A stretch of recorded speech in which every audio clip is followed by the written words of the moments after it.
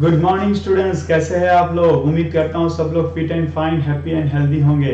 ठीक है, चलो आज की क्लास शुरू करेंगे एक बिल्कुल नए टॉपिक के साथ। मैंने आप लोगों को लास्ट 4 क्लास तक एक बहुत ही इंपॉर्टेंट टॉपिक पढ़ाया है।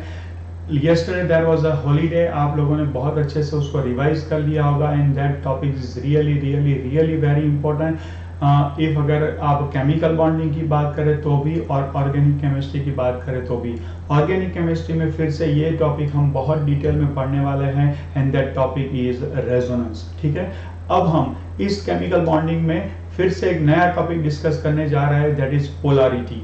तो पोलैरिटी टॉपिक स्टार्ट करने से पहले एक बार फिर से हमारे रिचुअल्स के हिसाब से हम 10 सेकंड कंसंट्रेशन सेशन करेंगे ताकि हम और आप एक दूसरे के साथ कनेक्ट हो जाए और पोलैरिटी के रिलेटेड क्वेश्चन हम सॉल्व करेंगे, जिसके रिलेटेड क्वेश्चन हर बार जेडब्ल्यू और नीट में पूछा जाता है और इस बार भी नीट की एग्जाम के अंदर ये क्वेश्चन पूछा गया था।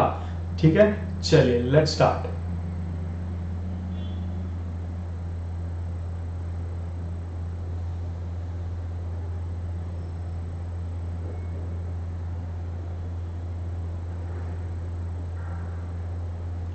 ओके, तो हम और आप एक दूसरे के साथ टोटली कनेक्ट हो चुके हैं। तो यहाँ से जो कुछ भी डिलीवर होगा वो आपके दिमाग में डीप रूट उतर जाएगा and that will help you out to increase your score and confidence both. Can we start? Let me know. Title है हमारा पोलैरिटी।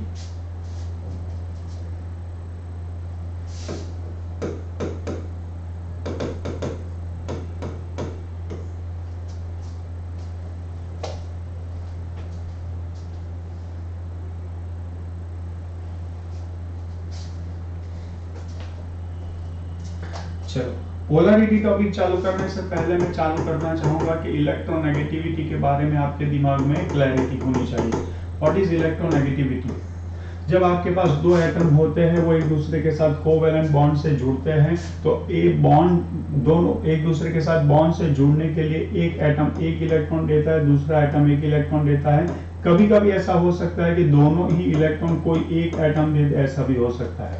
तो ये होता है जिसे हम नॉर्मल कोवैलेंट बॉन्ड कहते हैं, नॉर्मल कोवैलेंट बॉन्ड कहते हैं। और इसे एबनॉर्मल नहीं कहेंगे, इसे कोऑर्डिनेट कोवैलेंट बॉन्ड कहते हैं। कोऑर्डिनेट कोवैलेंट बॉन्ड कहा जाता है। ये नॉर्मल कोवैलेंट बॉन्ड है, ये कोऑर्डिनेट कोवैलेंट बॉन्ड है। ये जो बॉन्ड के बीच में जो दो एटम के बीच में जो शेयर्ड इलेक्ट्रॉन होते हैं, ये शेयर्ड इलेक्ट्रॉन्स को बॉन्डिंग इलेक्ट्रॉन पेयर कहते हैं। इन शॉर्ट इसे हम बीपी कहते हैं। ये बीपी के ऊपर ये एटम का न्यूक्लियस भी अट्रैक्शन लगाएगा, ये एटम का न्यूक्लियस भी अट्रैक्शन लगाएगा। दोनों ही एटम के न्यूक्लियस इसके ऊपर अट्रैक्शन लगा सकते हैं। ये बॉन्डिंग इलेक्ट्रॉन पेयर के ऊपर अट्रैक्शन लगाने की जो टेंडेंसी होती है, उस टेंडेंसी को ही हम क्या कहते हैं? इलेक्ट्रोनेगेटिविटी कहते हैं। अब जो दो एटम है वो बाउंडेड, दोनों एटम अगर सेम है, मान लो कि एक ए है और दूसरा भी ए है, तो ये जो बीपी है, ये बीपी के ऊपर लेफ्ट हैंड साइड से अट्रैक्शन लगाने वाला ए है और राइट हैंड साइड से अट्रैक्शन लगाने वाला भी ए है। तो दोनों साइड से अट्रैक्शन लगाने वाला बंदा अगर सेम है तो ये इलेक्ट्रॉन पेयर दोनों एटम के बराबर बीच में पड़ी रहेंगी, किसी एक और अट्रैक्ट नहीं होगी। लेकिन जब अगर एक ए है और एक बी है, दिस बोथ आर डिफरेंट, अगर ये दोनों अलग अलग है तो ये बॉन्डिंग इलेक्ट्रॉन पेयर जो है बीपी, उसको एक साइड से ए खींच रहा है और एक साइड से बी खींच रहा है। तो दोनों अगर एटम अलग अलग है तो डेफिनेटली दोनों एटम की इलेक्ट्रॉन पुल करने की कैपेसिटी, जिसे हम कहते हैं इलेक्ट्रोनेगेटिविटी, जो होती है वो ए और बी की डेफिनेटली सेम नहीं होगी। किसी एक की ज्यादा होगी दूसरे की कंपैरिजन में। जिसकी ज्यादा होगी उसकी तरफ वो बॉन्डिंग इलेक्ट्रॉन पेयर थोड़ी ज्यादा पुल्ड रहेगी, ज्यादा खींची हुई रहेगी। तो वो पर्टिकुलर एटम के आसपास इलेक्ट्रॉन का प्रोपोर्शन, या जिसे हम कहते हैं इलेक्ट्रॉन क्लाउड, या जिसे हम कहते हैं इलेक्ट्रॉन डेंसिटी, क्या हो जाएगी? बढ़ जाएगी। मान लो कि मैं यहां पर एक्सप्रेस कर रहा हूं कि ए इज ग्रेटर देन बी। मैं एक्सप्रेस कर रहा हूं कि यहाँ पर A ग्रेटर देन B है। A ग्रेटर देन B का मतलब क्या है कि A की इलेक्ट्रोनेगेटिविटी B से ज्यादा है। इसका मतलब क्या होगा, इलेक्ट्रॉन पुल करने की कैपेसिटी, इलेक्ट्रॉन को अट्रैक्ट करने की कैपेसिटी जो है वो A की ज्यादा है। तो ये बॉन्डिंग इलेक्ट्रॉन को मैं कुछ इस तरह से दिखा सकता हूं। बताओ कि ये BP जो पहले A और B दोनों के बिल्कुल बीच में थी, अब A की इलेक्ट्रोनेगेटिविटी हाई है ऐसा मैंने डिक्लेयर कर लिया है, तो ये बॉन्डिंग इलेक्ट्रॉन पर कहां खींची रहेगी, A की तरफ खींची रहेगी, B से थोड़ी दूर रहेगी। अब इलेक्ट्रॉन का प्रपोर्शन अगर A के आसपास बढ़ गया है तो A will develop partial negative charge and B will develop partial positive charge. Think over it. A के ऊपर पार्शियल नेगेटिव चार्ज डेवलप होगा और B के ऊपर पार्शियल पॉजिटिव चार्ज डेवलप होगा। अब इसको ध्यान से समझे कि एक्चुअली ये मॉलिक्यूल क्या है, एक्चुअली ये मॉलिक्यूल कोवेलेंट है। कोवेलेंट बॉन्ड बनता कैसे है, कोवेलेंट बॉन्ड बनता है इलेक्ट्रॉन की शेयरिंग से। और आयोनिक बॉन्ड कैसे बनता है, आयोनिक बॉन्ड कैसे बनता है, ट्रांसफर ऑफ इलेक्ट्रॉन से बनता है। अब ट्रांसफर ऑफ इलेक्ट्रॉन हो जाए तो जिसने इलेक्ट्रॉन लूज किया है उसके ऊपर पॉजिटिव चार्ज और जिसने इलेक्ट्रॉन गेन किया है उसके ऊपर नेगेटिव चार्ज आ जाए, वो एक्सेप्टेबल है। लेकिन अगर इलेक्ट्रॉन की शेयरिंग से बॉन्ड बनता है तो यहाँ पर कोई चार्ज होना नहीं चाहिए। लेकिन फिर भी डिफरेंस ऑफ इलेक्ट्रोनेगेटिविटी के कारण क्या आ रहा है, एक एटम के ऊपर पार्शियल नेगेटिव चार्ज आ रहा है, एक एटम के ऊपर पार्शियल पॉजिटिव चार्ज आ रहा है। तो यहाँ पर क्या है देखो, deviation from original behaviour, deviation from original behaviour.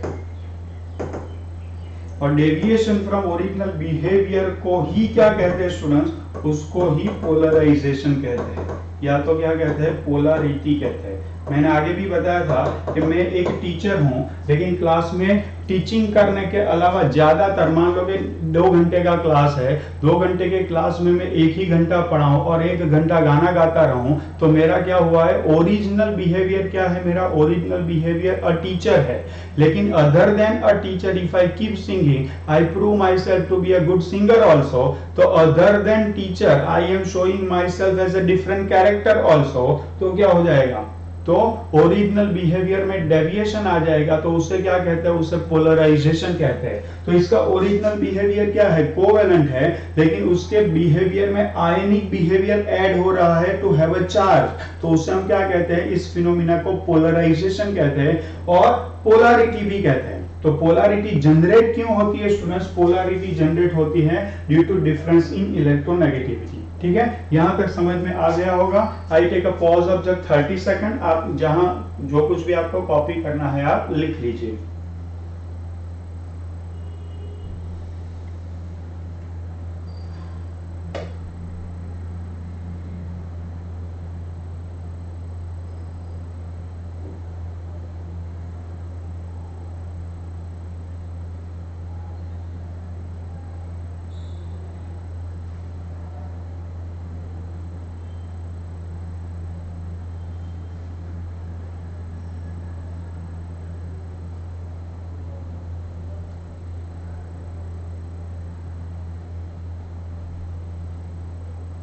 ठीक है, अब मान लो कि मेरे पास कुछ एग्जांपल्स है, H2Cl2 Br2 I2 F2 N2 O2। अब इन सब के बारे में अगर आप बात करें तो H single bond H, Cl single bond Cl, Br single bond Br, I single bond I, F single bond F, O double bond O and N triple bond N। ठीक है, तो यहाँ पर 2 एटम के बीच में जो कुछ भी बॉन्ड है उसकी जो इलेक्ट्रॉन पेयर्स है, मे बी सिंगल बॉन्ड की 1 इलेक्ट्रॉन पेयर, डबल बॉन्ड की 2 इलेक्ट्रॉन पेयर्स और ट्रिपल बॉन्ड की 3 इलेक्ट्रॉन पेयर्स है। तो ये दोनों को दोनों साइड से खींचने वाले एटम्स सेम ही है। अगर लेफ्ट हैंड साइड से हाइड्रोजन खींचेगा तो राइट हैंड साइड से भी हाइड्रोजन ही खींचेगा, लेफ्ट हैंड साइड से फ्लोरीन खींचेगा तो राइट हैंड साइड से भी फ्लोरीन ही खींचेगा। Same way oxygen oxygen, nitrogen nitrogen, all these are what, all these are such molecule जिनके बीच में या तो एक इलेक्ट्रॉन पेयर शेयर है, या दो इलेक्ट्रॉन पेयर है, या तीन इलेक्ट्रॉन पेयर शेयर है, लेकिन ये इलेक्ट्रॉन पेयर्स दोनों आइडेंटिकल एटम्स के बीच में है। तो दोनों साइड पर जो एटम्स है दोनों की इलेक्ट्रोनेगेटिविटी सेम है, दोनों की इलेक्ट्रोनेगेटिविटी सेम है, तो बॉन्ड के इलेक्ट्रॉन पेयर्स में भी 1 और 2 या 3 इलेक्ट्रॉन पेयर्स जो कुछ भी है उनके ऊपर लगने वाला एट्रैक्टिव फोर्स जो होगा वो सेम होगा। In that case electron pair will remain in the middle of two bonded atoms, किसी एक की तरफ वो अट्रैक्टेड या पुल्ड पुश्ड नहीं होगी, and that will not generate positive और negative charge on any of the atoms. तो ऐसे जो बॉन्ड्स होते हैं, ये जो बॉन्ड्स होते हैं, ऐसे बॉन्ड्स को नॉन पोलर बॉन्ड्स कहा जाता है, non polar covalent bonds. And hence ऐसे मॉलिक्यूल्स को नॉन पोलर मॉलिक्यूल्स कहा जाता है, नॉन पोलर मॉलिक्यूल्स कहा जाता है स्टूडेंट्स। और ऐसे मॉलिक्यूल्स होते कौन है? इसे कहते हैं होमोन्यूक्लियर मॉलिक्यूल्स। होमोन्यूक्लियर मॉलिक्यूल्स का मतलब क्या होता है स्टूडेंट्स? होमोन्यूक्लियर मॉलिक्यूल्स का मतलब होता है जिसमें एक ही टाइप के एटम्स होते हैं। अगर आप चाहे तो एग्जांपल के तौर पर आप P4 भी ले सकते हैं एंड S8 भी ले सकते हैं। अब P4 में आपको पता है कि 4 फास्फोरस होते हैं, लेकिन ये चारों फास्फोरस देख सकते हैं आप, सारे बॉन्ड फास्फोरस फास्फोरस के बीच में ही है। तो जितने भी बॉन्डिंग इलेक्ट्रॉन पेयर है, जितने भी बॉन्डिंग इलेक्ट्रॉन पेयर है, इनके बीच में फास्फोरस और फास्फोरस का ही अट्रैक्शन लगेगा। तो बॉन्डिंग इलेक्ट्रॉन पेयर दो फास्फोरस एटम्स के बीच में ही पाए जाएंगे, तो बॉन्ड पोलर नहीं बनेगा। ठीक है। अगर S8 की बात करें तो S8 आपको पता है कि S8 का स्ट्रक्चर कुछ क्राउन जैसा स्ट्रक्चर बनता है ऐसे। अब उसमें भी सारे बॉन्ड सल्फर सल्फर के बीच में ही है, तो जब भी बॉन्ड सल्फर सल्फर के बीच में सेम एटम्स के बीच में होंगे तो दो एटम दोनों साइड से जो अट्रैक्टिव फोर्स लगाएंगे इलेक्ट्रॉन पेयर के ऊपर वो सेम होगा। इन शॉर्ट इलेक्ट्रोनेगेटिविटी सेम है, और अगर इलेक्ट्रोनेगेटिविटी सेम है तो bonding electron pair will remain in the middle of the two bonded atoms. It will not be attracted towards any of the atom and will not create any partial minus delta or plus delta. So all these molecules are what? Homonuclear molecules, and they are by nature non-polar, and molecules are non-polar. बोलो यहाँ तक clear हुआ? लेकिन अगर मैं यहाँ पर आपको एक और एग्जांपल देना चाहूंगा, that is HF या ले लिए HCl या HBr या HI। अब इन सबको इन शॉर्ट में लिख लो HX। तो इनको ध्यान से देखिए, यहाँ पर अगर यहाँ पर हाइड्रोजन का एक इलेक्ट्रॉन है और हेलोजन के एक इलेक्ट्रॉन में से 7 इलेक्ट्रॉन में से एक इलेक्ट्रॉन को यहाँ मैंने शेयरिंग के लिए लिख लिया है। अब ध्यान से देखें, हाइड्रोजन और हेलोजन इन दोनों की इलेक्ट्रोनेगेटिविटी आप कंपेयर करोगे तो हेलोजन की इलेक्ट्रोनेगेटिविटी हाइड्रोजन की कंपैरिजन में बहुत ज्यादा है। तो बॉन्ड के इलेक्ट्रॉन को हेलोजन खींच के रखेगा and hydrogen will feel deprived of its own electron also. तो I can show this in a newer diagram in this fashion. Check करें आप, कुछ ऐसा हो जाएगा। अब ध्यान से देखें, हेलोजन के पास तो उसका इलेक्ट्रॉन है ही, उसने हाइड्रोजन का इलेक्ट्रॉन भी अपनी ओर स्ट्रॉन्गली खींच के रखा हुआ है। अब ध्यान से ये समझ लेना कि ऐसा नहीं है कि हाइड्रोजन का इलेक्ट्रॉन पूरी तरह हेलोजन की ऑर्बिटल में चला गया और हाइड्रोजन प्लस बन गया है। नहीं, ऐसा नहीं है कि जैसे सोडियम ने एक इलेक्ट्रॉन लूज कर लिया और क्लोरीन के पास चला गया, ऐसा नहीं है। अभी भी ये इलेक्ट्रॉन शेयर्ड ही है, लेकिन हेलोजन की तरफ वो मोर अट्रैक्टेड है due to higher electronegativity of halogen. अब होगा क्या कि हाइड्रोजन से ये इलेक्ट्रॉन दूर चला गया, तो hydrogen will feel partial positive charge and halogen has its own electron but it has pooled electron of hydrogen also towards itself, so it will develop partial negative charge over it. So this partial positive or negative charge development is what? This development is called This is called what? This is called polar covalent bond. Polar covalent bond.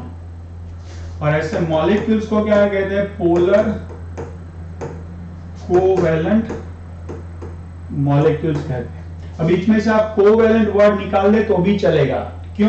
क्योंकि polarity word covalent के लिए ही applicable होता है।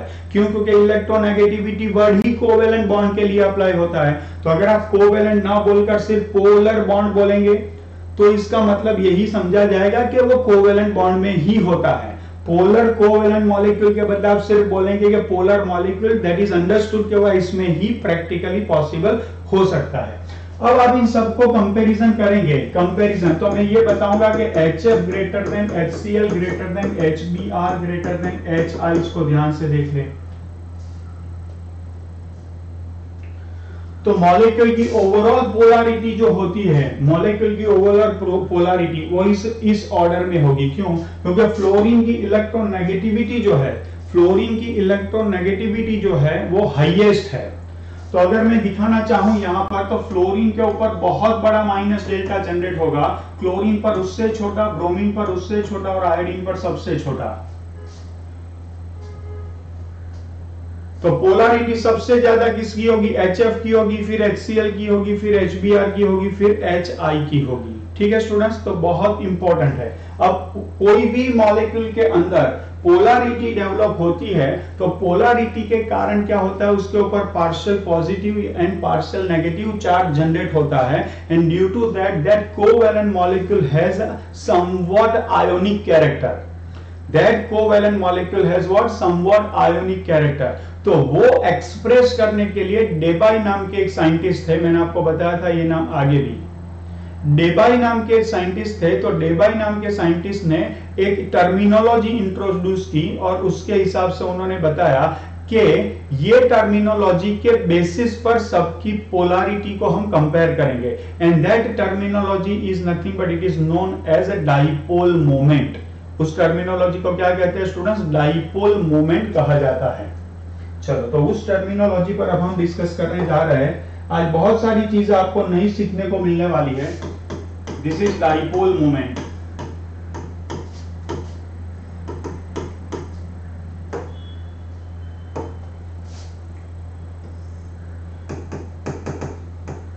Dipole moment is a product of partial charge developed between two atoms and distance between two bonded atoms.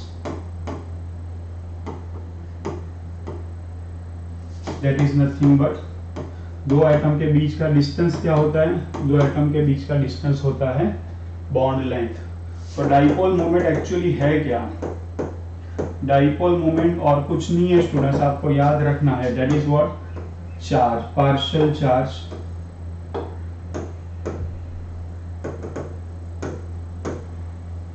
Partial charge into bond length. Partial charge माने क्या? इधर plus और minus delta जो generate होता है वो, एंड BL का मतलब क्या होगा? Bond length. अब चार्ज जनरली एक्सप्रेस किया जाता है, चार्ज जनरली एक्सप्रेस किया जाता है, आपको पता है एब्सोल्यूट चार्ज। अगर एक यूनिट एब्सोल्यूट चार्ज है तो उसकी वैल्यू होती है 4.803 × 10⁻10 इलेक्ट्रॉन स्टैंडर्ड यूनिट, या तो 1.602 × 10⁻19 कूलम।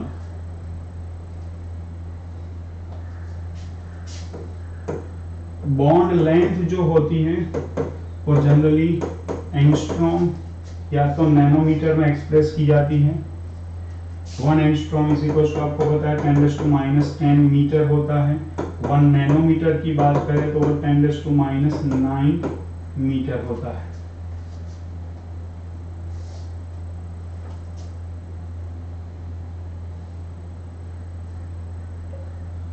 तो मान लो कि मेरे पास HF है, तो H के ऊपर प्लस डेल्टा, F के ऊपर माइनस डेल्टा। ये जो प्लस डेल्टा या तो माइनस डेल्टा है वो और H एंड F के बीच में ये जो बॉन्ड है, ये बॉन्ड है, इसकी बॉन्ड लेंथ, इन दोनों का मल्टीप्लिकेशन करने पर हमें जो क्वांटिटी मिलेगी उस क्वांटिटी को क्या कहते हैं? That quantity is known as dipole moment.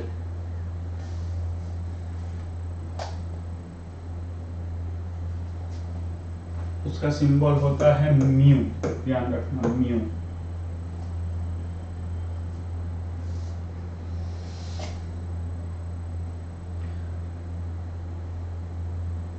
Positive या नेगेटिव एब्सोल्यूट चार्ज की वैल्यू क्या होती है? 1.602 इंटू 10⁻⁻19 कूलम, और इसको कूलम कांस्टेंट से मल्टीप्लाई करके जो वैल्यू बनती है उसे कहते हैं 4.803 इंटू 10⁻10 इलेक्ट्रॉन स्टैंडर्ड यूनिट।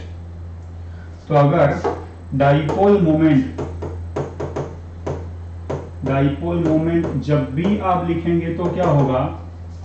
तो ये पार्ट जो है, ये पार्ट वो डेफिनेटली आएगा, ये पार्ट डेफिनेटली आएगा, और ये पार्ट डेफिनेटली आएगा। क्यों? क्योंकि चार्ज ये होगा और बॉन्ड लेंथ ये होगी, तो डेफिनेटली वो क्या बनेगा? 10⁻10 ESU इंटू 10⁻, मैंने क्या कर दिया?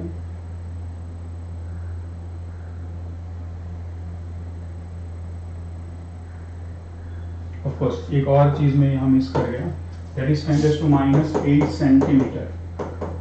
हमें ये लेना है स्टूडेंट्स, ये 10⁻8 इंटू 10⁻8 सेंटीमीटर, सो 10⁻18 ESU इंटू सेंटीमीटर। और ये जो है ना स्टूडेंट्स 10⁻18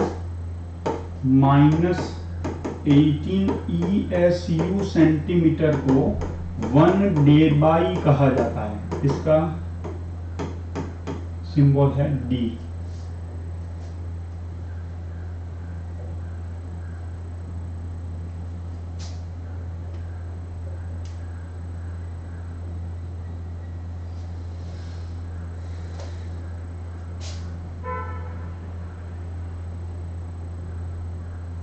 तो अगर आपको कहीं ये लिखा मिले कि कोई मॉलिक्यूल की डाइपोल मोमेंट 1.02 D है, तो इसका मतलब होगा कि वो 1.02 इंटू 10⁻18 ESU सेंटीमीटर है।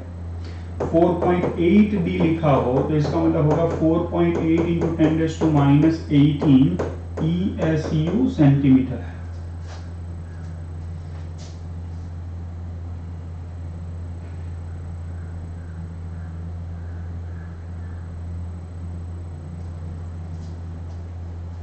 यहां तक क्लियर है सब लोगों को?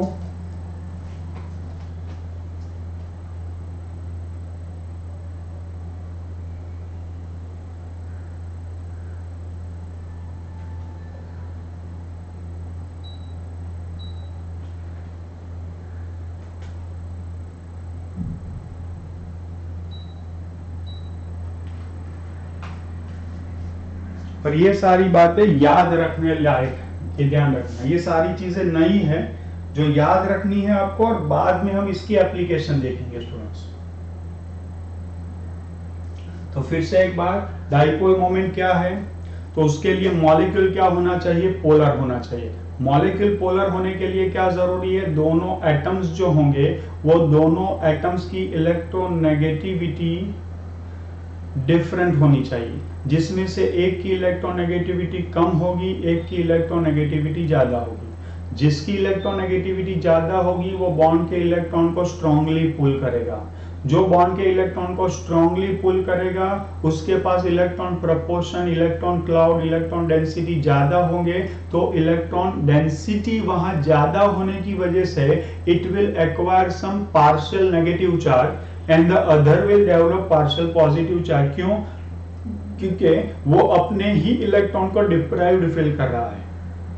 ठीक है, अब क्या हुआ? मॉलिक्यूल कोवेलेंट था और कोवेलेंट मॉलिक्यूल के अंदर क्या हुआ? आयनिक कैरेक्टर आ गया। इसे पोलराइजेशन या पोलैरिटी कहते हैं। ऐसे बॉन्ड को पोलर कोवेलेंट बॉन्ड कहते हैं और ऐसे मॉलिक्यूल को पोलर कोवेलेंट मॉलिक्यूल कहा जाता है। ठीक है स्टूडेंट्स, अब ध्यान से, इससे आगे डेबाई नाम के साइंटिस्ट ने ये बताया कि कोवेलेंट मॉलिक्यूल में ये डेवलपमेंट ऑफ आयनिक कैरेक्टर है, उससे आपको एक्सप्रेस करना है तो यू नीड सम क्वांटिटी। तो वो क्वांटिटी उन्होंने जो डिस्क्राइब की वो थी क्या थी, वो डाइपोल मोमेंट थी। तो उन्होंने क्या बताया कि किसी भी मॉलिक्यूल में अगर या किसी भी बॉन्ड के अंदर अगर आपको डाइपोल मोमेंट एक्सप्रेस करनी है तो आप क्या करेंगे, वहां पर जो पार्शियल पॉजिटिव या पार्शियल नेगेटिव ईदर और जो चार्ज जनरेट हुआ है multiplied by the bond length और the distance between two bonded atoms, that terminology will be called the dipole moment. ये डाइपोल मोमेंट जिसकी ज्यादा होगी वो बॉन्ड ज्यादा पोलर होगा, ये डाइपोल मोमेंट जिसकी कम होगी वो बॉन्ड लेस पोलर होगा। ठीक है, अब उनके लिए उन्होंने जो टर्मिनोलॉजी दी वो चार्ज के लिए आपको पता है कि चार्ज की एब्सोल्यूट वैल्यू होती है 1.602 into 10⁻19 कूलम। उसे आप कूलम कांस्टेंट से मल्टीप्लाई करेंगे तो एक नया यूनिट बनेगा, that is 1.803 into 10⁻10 electron standard unit. Bond length या तो नैनोमीटर में बताए या एंगस्ट्रॉम में बताए, एंगस्ट्रॉम होगी तो 10⁻10 मीटर 10⁻8 सेंटीमीटर होगी। तो ये वैल्यू जो है वो हमेशा डाइपोल मोमेंट की वैल्यू में ये पार्ट रहेगा और ये 10⁻8 वाला पार्ट भी रहेगा। तो हर बार वो रहता ही है, तो उसे अवॉइड करने के लिए उन्होंने क्या कहा कि इतना पार्ट 10⁻18 इंटू ESU सेंटीमीटर रहने ही वाला है, उसको उन्होंने एक नया यूनिट नाम दे दिया, उनको उन्होंने अपने नाम से उन्होंने उसको डेबाई यूनिट दे दिया। And this much value is called what, this much value is called 1 डेबाई और 1 डी। 1.02 डी लिखा है तो इसका मतलब मैथमेटिकली क्या होगा, 1.02 into 10⁻⁻ electron standard unit into centimetre होगा। अगर 4.8 या 4.5 कुछ भी दिया है, इसके पीछे आपको क्या करना है, 10⁻18 ESU सेंटीमीटर यूनिट लगा देना है। ठीक है स्टूडेंट्स, ओके। अब जो मैं नेक्स्ट सेंटेंस बोलने जा रहा हूं जो बहुत ही इंपॉर्टेंट है, बहुत माने इसका बार बार यूज होने वाला है, और आपको ये याद रख लिया तो आपका काम बहुत ही आसान हो जाएगा, एप्लीकेशन के लिए आपके लिए बहुत इंपॉर्टेंट होगा। If molecule is diatomic and bond is polar, molecule is also polar. If molecule is polyatomic, polyatomic का मतलब क्या होता है, poly का मतलब होता है एक से ज्यादा, लेकिन मॉलिक्यूल के रिस्पेक्ट में पॉलीएटॉमिक का मतलब होता है कि इसमें दो से ज्यादा एटम्स होंगे। ये बात मैं आपको आगे भी समझा चुका हूं। Polyatomic, molecule is polyatomic and bond is polar.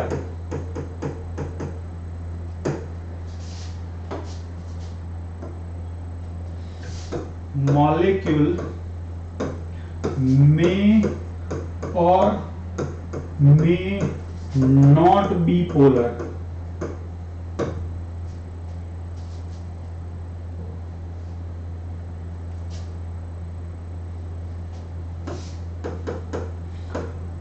Polarity of molecule depends upon arrangement of bonds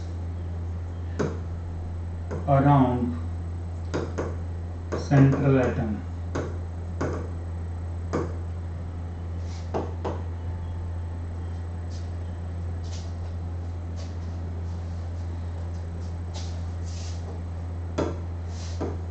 If all bonds around central atom are arranged in such a way they cancel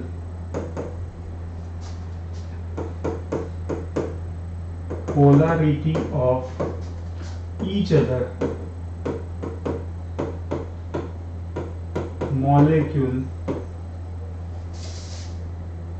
will be non polar.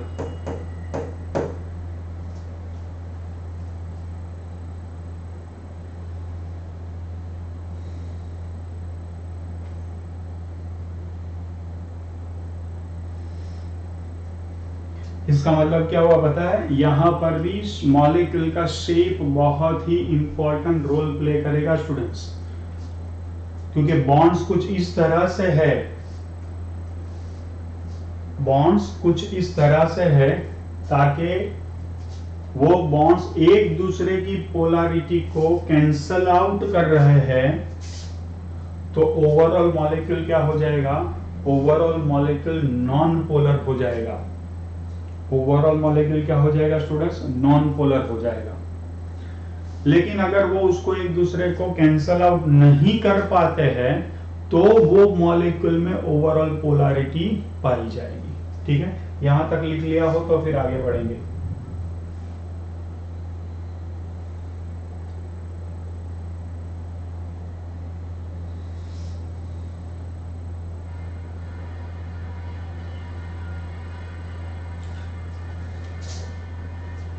Should I wait?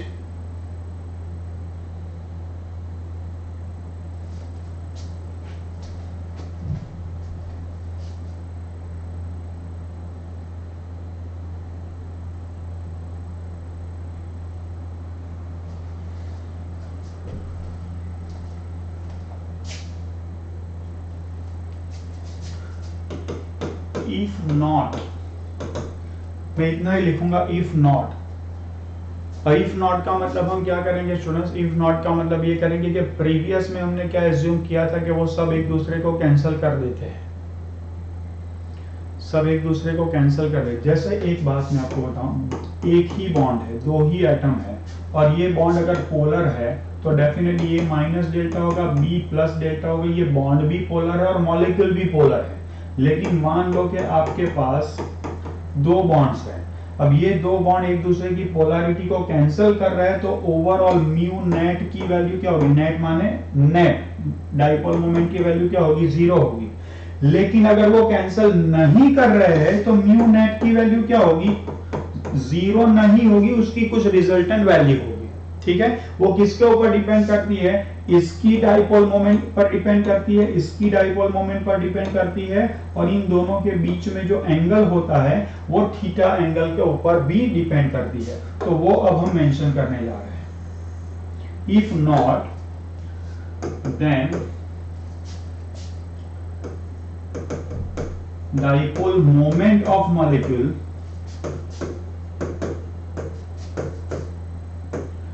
depends upon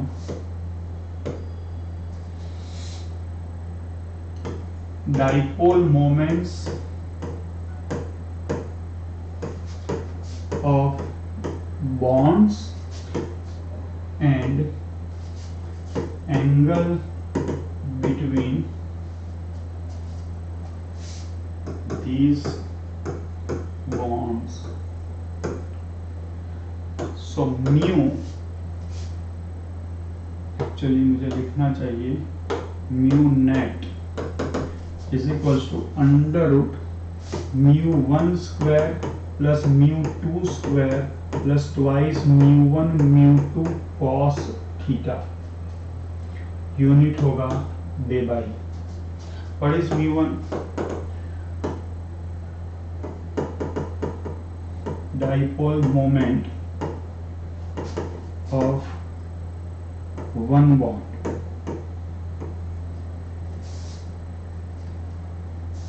mu2 क्या होगा, dipole moment of second bond.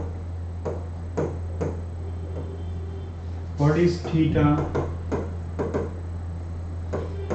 Angle between two bonds. मान लो कि यहाँ मैं ले लेता हूँ ए बी और यहाँ ले लेता हूँ सी। मान लो कि ये है mu1, ये है mu2 और ये है थीटा। अच्छा एक काम करता हूँ, थोड़ा कलर बदल के लिखूं। ये है mu1, ये है mu2 और ये है थीटा। तो ये पूरे मॉलिक्यूल की डाइपोल मोमेंट कितनी होगी वो कौन डिसाइड करेगा?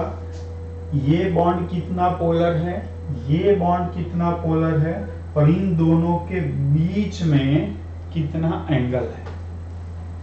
ये सारी चीजें मैं आपको डिटेल में पढ़ाऊंगा, सारी चीजें।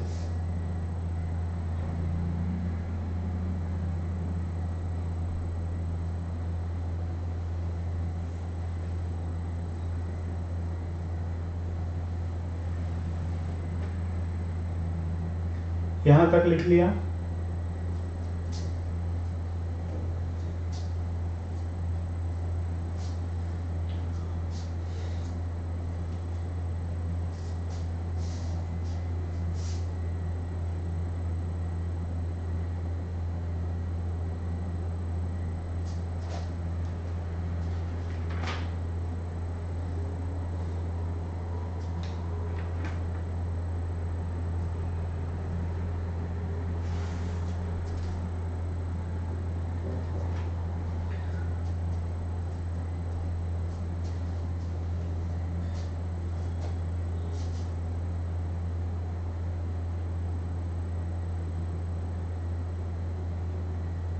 तो सबसे पहले तो हम ये डिसाइड करेंगे कि कौन सा मॉलिक्यूल पोलर होगा और कौन सा मॉलिक्यूल नॉन पोलर होगा। या तो हम ये डिसाइड करेंगे कि किसके लिए म्यू नेट की वैल्यू 0 होगी या किसके लिए म्यू नेट की वैल्यू नॉन 0 होगी। पहले ये प्रैक्टिस करेंगे, ये कॉन्फिडेंस आ जाएगा, उसके बाद ये कैलकुलेशन बाद में भी कर लेंगे। ये मैथमेटिकल कैलकुलेशन है, इससे बिल्कुल ना डरे, ये बहुत ही आसान है। इससे बिल्कुल ना डरे, ये बहुत ही आसान है। और ये पूछे जाने के चांसेस लेस देन 10% है। पूछा यही जाता है कि ये मॉलिक्यूलर स्पीशीज पोलर होगा या नॉन पोलर होगा। ठीक है स्टूडेंट्स, चलो लेट्स स्टार्ट। मैं यहाँ पर क्वेश्चन डालते जाऊंगा, आप मुझे बताते जाएंगे कि ये मॉलिक्यूल पोलर होगा या नहीं होगा, या तो इसके लिए म्यू नेट की वैल्यू 0 होगी या नॉन 0 होगी। आपको मुझे ये बताना है। चलो बताओ, H2 मॉलिक्यूल, H2 मॉलिक्यूल के लिए मैं क्या लिखूं? 0 लिखूं या नॉन 0 लिखूं? डेफिनेटली 0। क्यों? क्योंकि H और H के बीच में बॉन्ड है। डेफिनेटली H और H के बीच में बॉन्ड है, लेकिन बॉन्ड को दोनों ओर से खींचने वाले बंदे ही हाइड्रोजन है, तो बॉन्ड के इलेक्ट्रॉन तो बिल्कुल बीच में ही पड़े रहेंगे, तो म्यू नेट की वैल्यू क्या आएगी? 0 आएगी। चलो अब मुझे बताओ कि HCl का मॉलिक्यूल क्या होगा? इसका म्यू नेट 0 होगा या नॉन 0 होगा? इसका आंसर आप कैसे देंगे? या तो Z लिखेंगे या N लिखेंगे। Z का मतलब होगा 0 और N का मतलब होगा नॉन 0। आप समझ रहे हैं? पूरा डिटेल में लिखने की जरूरत नहीं है। अब देखो स्टूडेंट्स, ये है H और Cl के बीच का बॉन्ड, जिसमें क्लोरीन की इलेक्ट्रॉन नेगेटिविटी हाइड्रोजन से क्या होती है? ज्यादा होती है। तो बॉन्ड के इलेक्ट्रॉन को कौन खींच के रखेगा? क्लोरीन। तो ये बॉन्ड क्या होगा? पोलर होगा। H plus delta and chlorine minus delta. Of course bond की पोलैरिटी को एक्सप्रेस करने के लिए ऐसा यूज किया जाता है। ये सिंबल है, ये आप कॉपी कर ले, कहीं लिख ले प्रीवियस जाकर। ऐसा एक एरो बनाया जाता है जिसके तरफ इलेक्ट्रॉन पुल होते हैं। मान लो कि H और Cl की बात करें तो Cl ने इलेक्ट्रॉन को पुल करके रखा है। तो अगर मुझे इसको दिखाना है, ये तो मैंने बॉन्ड की पोलर कोवेलेंट बॉन्ड शो किया है। अगर मुझे बॉन्ड की पोलैरिटी दिखानी है तो मुझे ऐसे दिखानी पड़ेगी। समझ में आ रहा है? एक ऐसा एरो बनाते हैं और उसको बीच में ऐसे थोड़ा काट लेते हैं। एरो बनाएंगे और ऐसे यहाँ काट देंगे। ठीक है, चलो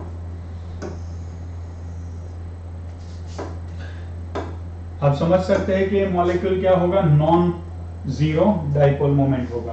ठीक है, चलो O2 बताओ।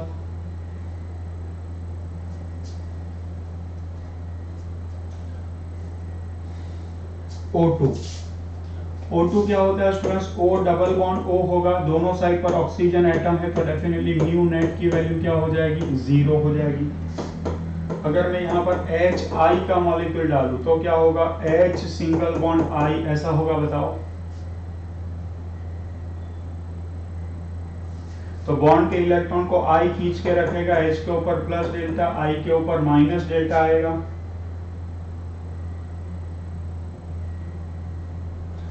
तो ये बॉन्ड पोलर है, और ड्राई एटॉमिक मॉलिक्यूल में अगर बॉन्ड पोलर है तो डेफिनेटली ओवरऑल मॉलिक्यूल भी क्या हो जाएगा, पोलर ही हो जाएगा स्टूडेंट्स। बोलो क्लियर है? चलो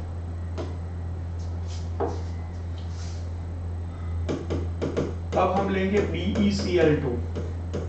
ध्यान से स्टूडेंट्स, BeCl2 तो आपको क्या करना है, ध्यान से समझ लेना। आपको सबसे पहले स्टेरिक नंबर निकालकर उस मॉलिक्यूल की ज्योमेट्री डिसाइड कर लेनी है, ठीक है। स्टेरिक नंबर, तो बेरिलियम में एटॉमिक नंबर क्या है, 4, 4 माने 2 2। तो बेरिलियम क्या करेगा, 2 क्लोरीन से जुड़ा हुआ होगा, 2 क्लोरीन से जुड़ा हुआ होगा, और उसके ऊपर कोई भी लोन पेयर नहीं बचेगी। तो दैट इज 2 + 0 = 2। हाइब्रिडाइजेशन होगा sp, Lp की वैल्यू 0 है, तो उसका शेप कैसा होना चाहिए स्टूडेंट्स, उसका शेप होना चाहिए लीनियर। तो उसका लीनियर शेप आएगा कुछ ऐसे। इतना लिखने के बाद आप निकाल दे वो अलग बात है, लेकिन कुछ मॉलिक्यूल्स आपको याद ही हो जाने चाहिए कि भाई इसके अंदर शेप क्या आएगा, ठीक है। तो इसका शेप हमने निकाल दिया। अब हमें पता है कि बेरिलियम और क्लोरीन के बीच में इलेक्ट्रोनेगेटिविटी क्लोरीन की ज्यादा होती है, तो बॉन्ड के इलेक्ट्रॉन को क्लोरीन खींच के रखेगा, बॉन्ड के इलेक्ट्रॉन को क्लोरीन खींच के रखेगा। लेकिन ध्यान से देखो, इन दोनों के बीच में जो बॉन्ड की पोलैरिटी है वो एक दूसरे से आइडेंटिकल एंगल पर ऑपोजिट डायरेक्शन में जा रही है। चेक करो, तो इसकी म्यू नेट की वैल्यू क्या हो जाएगी, इसकी म्यू नेट की वैल्यू 0 हो जाएगी।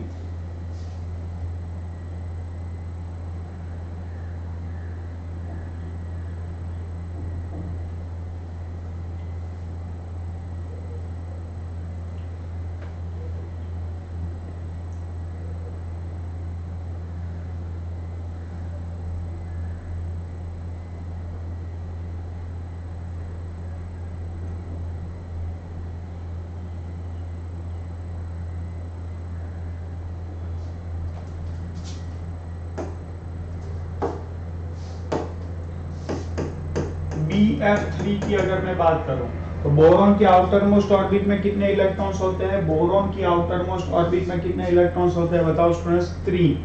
ये 3 इलेक्ट्रॉन्स क्लोरीन के 3 ऑर्बिटल्स 3 इलेक्ट्रॉन्स के साथ शेयर होने में यूज हो गए।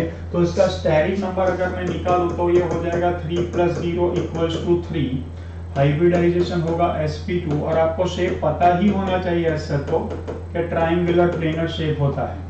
अब फ्लोरीन की इलेक्ट्रोनेगेटिविटी बोरॉन से ज्यादा है, तीनों बॉन्ड के इलेक्ट्रॉन को फ्लोरीन खींच के रखेगा। ये तीनों बॉन्ड क्या होंगे, तीनों बॉन्ड पोलर होंगे। All these 3 bonds are polar, लेकिन 120 degree, 120 degree and 120 degree identical angle पर ये बॉन्ड की पोलैरिटी अपोज कर रही है। चेक कर लो, आइडेंटिकल एंगल पर बॉन्ड की पोलैरिटी अपोज कर रही है। समझ लेना कि ये म्यू नेट की वैल्यू क्या हो जाएगी, 0 हो जाएगी।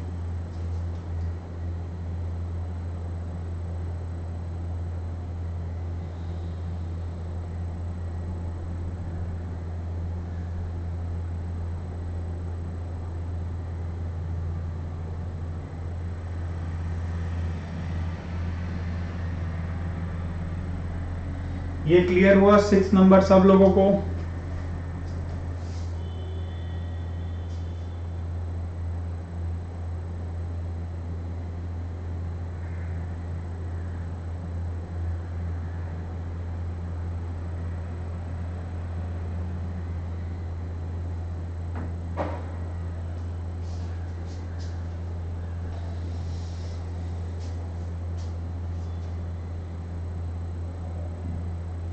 या सिर्फ आप ये दोनों के लेवल पर देखें, अगर आप चाहे मैथमेटिकली तो ये भी चेक कर सकते हैं।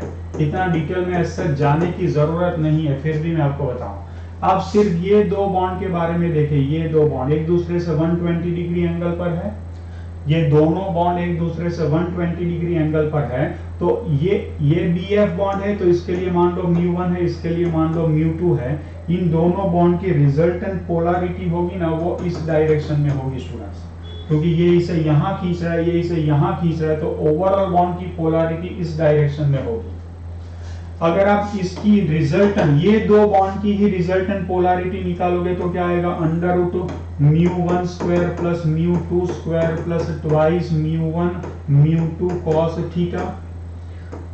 ये भी म्यू है, ये भी μ1 μ2 है, अलग अलग लिखा है लेकिन दोनों है तो म्यू ही, सेम ही बॉन्ड है। तो ये हो गया mu square plus mu square plus twice μ1 μ2 मिलाकर ट्वाइस म्यू स्क्वायर, और बॉन्ड कितना है 120 डिग्री एंगल cos 120 डिग्री होगा। तो ये हो गया twice mu square plus twice mu square cos 120 कितना होता है -1/2।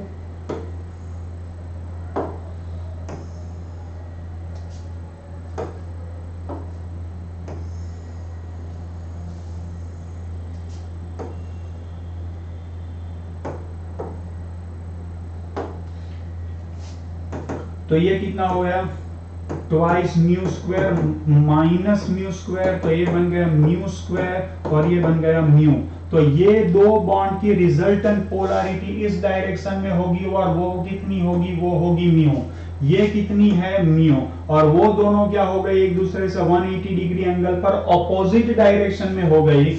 अल्टीमेटली वैल्यू क्या हो जाएगी इसकी, म्यू नेट की वैल्यू क्या हो जाएगी 0। क्या ये मैथमेटिकल एक्सप्लेनेशन समझ में आया? चैट बॉक्स में मेंशन करो। Getting my point? ऐसे मैं हर बार सॉल्व करके नहीं दिखाऊंगा, लेकिन आपको समझ में आ जाना चाहिए कि मैं मैसेज क्या देना चाह रहा हूं।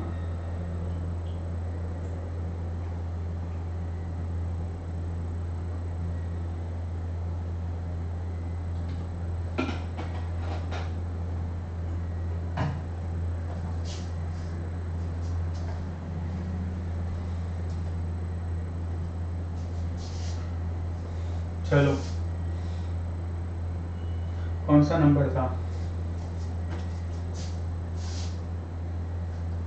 7। चलो CH4 फॉर्मूला स्ट्रक्चर सब कुछ आपको पता ही होना चाहिए। बताओ। अब कार्बन और हाइड्रोजन दोनों की इलेक्ट्रोनेगेटिविटी ऑलमोस्ट सेम मानी जाती है, फिर भी कार्बन की इलेक्ट्रोनेगेटिविटी स्लाइटली हाइड्रोजन से ज्यादा है। तो बॉन्ड के इलेक्ट्रॉन को क्या होगा, कार्बन थोड़ा बहुत खींच के रखेगा, लेकिन यहाँ पर भी चारों बॉन्ड की पोलैरिटी एक डायरेक्शन में है। तो ये मॉलिक्यूल एज सच क्या हो जाएगा, ये molecule all together non polar माना जाएगा। Mu net is overall is 0। Same way, CCl4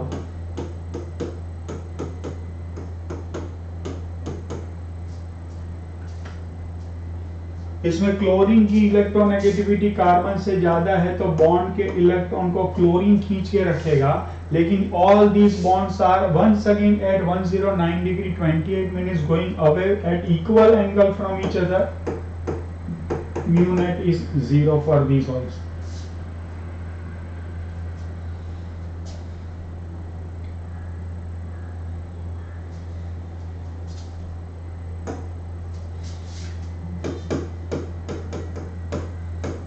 इसके लिए बनाओ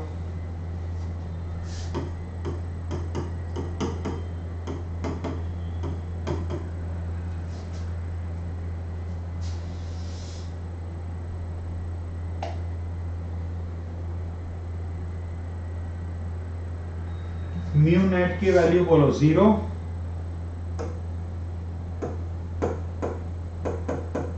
या non zero. Obviously non zero, क्योंकि ये तीन of course angle 109 degree 28 minutes है, लेकिन ये तीनों हाइड्रोजन है और ये क्लोरीन है, तो ये बॉन्ड्स ही अलग अलग है, तो वैल्यू क्या होगी नॉन जीरो। ये समझ में आया? क्वेश्चन नंबर 9 समझ में आया सब लोगों को? गुड। चलो CH2Cl2, एक Cl यहां, एक Cl यहां, एक H यहां, एक H यहां। अब देखो ये बॉन्ड यहाँ जा रहा है, ये बॉन्ड यहाँ जा रहा है, ये दोनों बॉन्ड की पोलैरिटी यहाँ होगी, ये बॉन्ड जो है कार्बन की तरफ खींचेगा, ये बॉन्ड भी कार्बन की तरफ खींचेगा, तो ये दोनों बॉन्ड के खींचाव की पोलैरिटी भी कुछ इसी डायरेक्शन में आ रही है, तो ये भी यहाँ जा रहा है, ये भी यहाँ जा रहा है, तो इसकी म्यू नेट की वैल्यू डेफिनेटली नॉन जीरो होगी। ये समझ में आया सब लोगों को?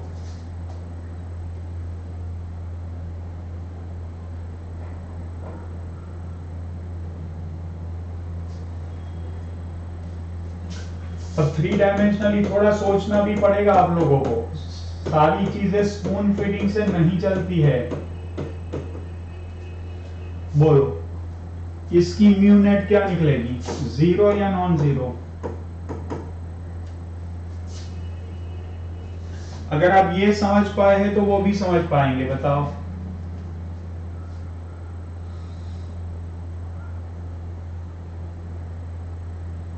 Obviously non zero. अब देखो ये यहां खींचेगा, ये यहां खींचेगा, इन दोनों को रिजल्टेंट यहां खींचेगा।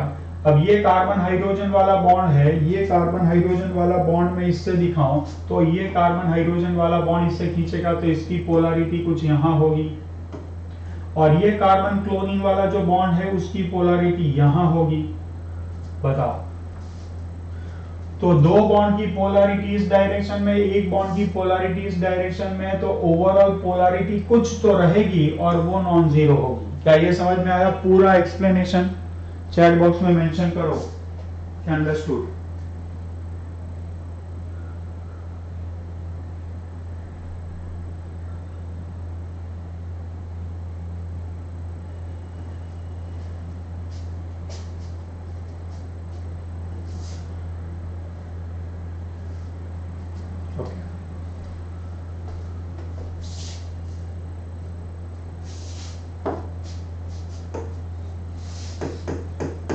अब हम लेते हैं SnCl2। SnCl2 आपको पता होना चाहिए कि ये जो Sn है वो कार्बन फैमिली का है। कार्बन फैमिली में कितने इलेक्ट्रॉन्स होते हैं? आउटर मोस्ट ऑर्बिट में 4 इलेक्ट्रॉन होते हैं। कितने इलेक्ट्रॉन होते हैं? 4। अब ये 4 इलेक्ट्रॉन अगर होंगे तो ये 4 इलेक्ट्रॉन का यूज करके कंपाउंड बनेगा जिसमें से 2 ही बॉन्ड बने हैं। देखो स्टूडेंट्स, कितने बॉन्ड बने हैं? 2। तो अगर मैं Sn स्टेरिक नंबर की बात करूं तो इसमें 2 एटम्स अटैच्ड है, उसमें उसके 2 इलेक्ट्रॉन यूज हो गए होंगे और उसके 2 इलेक्ट्रॉन अभी भी एक Lp बनकर उसके ऊपर पड़ा होगा, तो ये बन जाएगा 2 + 1 = हो गया 3। तो हाइब्रिडाइजेशन क्या हो गया इसका? sp2। अब हाइब्रिडाइजेशन sp2 है और उसके ऊपर एक Lp है, तो उसका शेप क्या होगा स्टूडेंट्स? उसका शेप होगा बैंड, और उसके ऊपर एक ऐसी Lp होगी। चेक करो,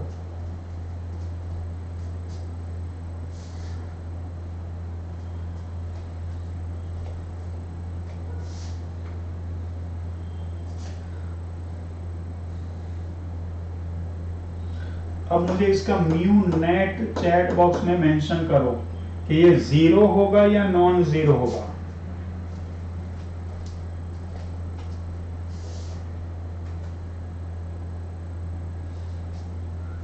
गुड, ऑब्वियसली नॉन जीरो होगा।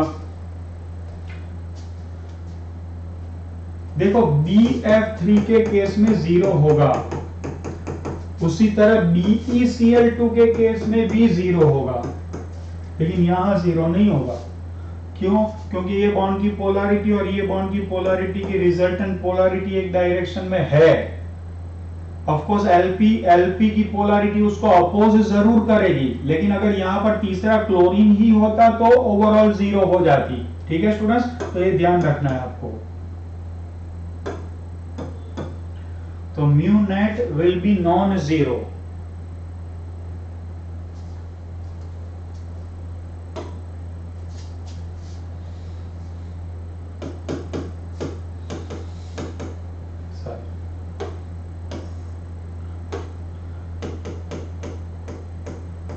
NF3, क्या NF3 का मॉलिक्यूल पोलर होगा? तो NF3 आपको पता होना चाहिए कि उसका शेप कैसा आएगा? पिरामिडल शेप आएगा। बताओ, और इसके पास यहां पर एक Lp होगी। Lp की पोलैरिटी ऐसे आएगी और तीनों फ्लोरीन की पोलैरिटी ऐसे आएगी। बताओ, अगर आप सोच रहे हैं कि BF3 का मॉलिक्यूल नॉन पोलर है और NF3 का मॉलिक्यूल भी नॉन पोलर होगा तो आप गलती कर रहे हैं। क्यों? क्योंकि BF3 का स्टेरिक नंबर आपको पता है 3 + 0 = 3 है, sp2 हाइब्रिडाइजेशन है और वो ट्रायंगुलर प्लेनर है। जबकि इसकी मैं बात करूं, इसका स्टेरिक नंबर अगर मैं बात करूं तो क्या होगा? अटैच्ड एटम 3, उसके पास एक एलपी है तो स्टेरिक नंबर 4, हाइब्रिडाइजेशन sp3, लेकिन उसके पास एक एलपी है तो उसका स्ट्रक्चर क्या बनेगा? इसका स्ट्रक्चर बनेगा स्टूडेंट्स पिरामिडल। इसका स्ट्रक्चर क्या बनेगा स्टूडेंट्स? पिरामिडल स्ट्रक्चर बनेगा।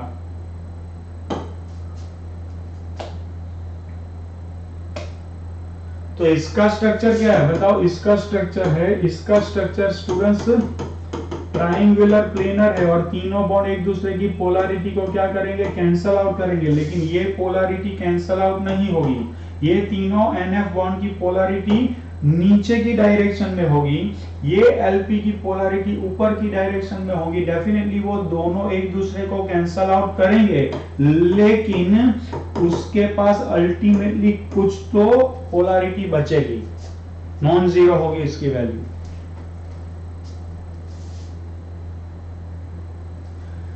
जिन लोगों ने 0 लिख दिया है उन लोगों को अभी भी शेप और स्ट्रक्चर के बारे में बहुत ज्यादा प्रैक्टिस करने की जरूरत है।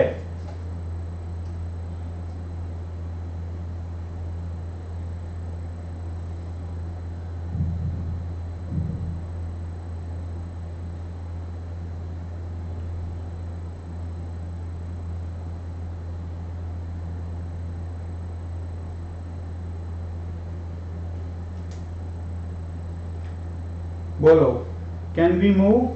चैट बॉक्स में मेंशन करो। समझ में आया?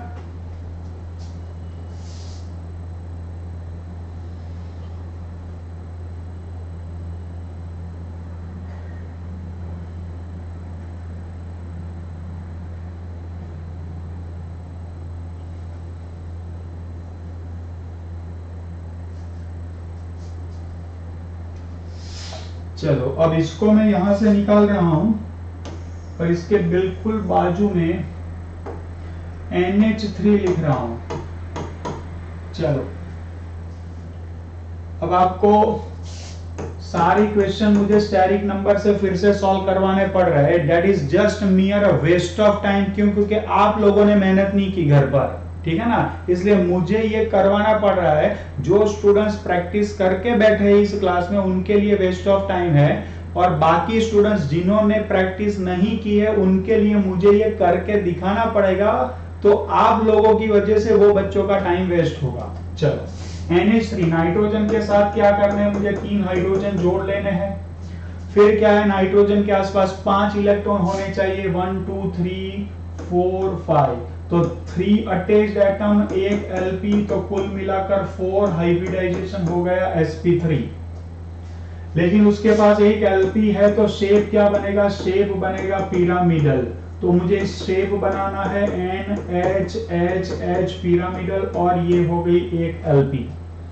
अब हाइड्रोजन और नाइट्रोजन की इलेक्ट्रोनेगेटिविटी देखें तो ये बॉन्ड के इलेक्ट्रॉन नाइट्रोजन खींच के रखेगा, तो तीनों NH बॉन्ड की पोलैरिटी नाइट्रोजन की तरफ और नाइट्रोजन LP की पोलैरिटी भी LP की तरफ।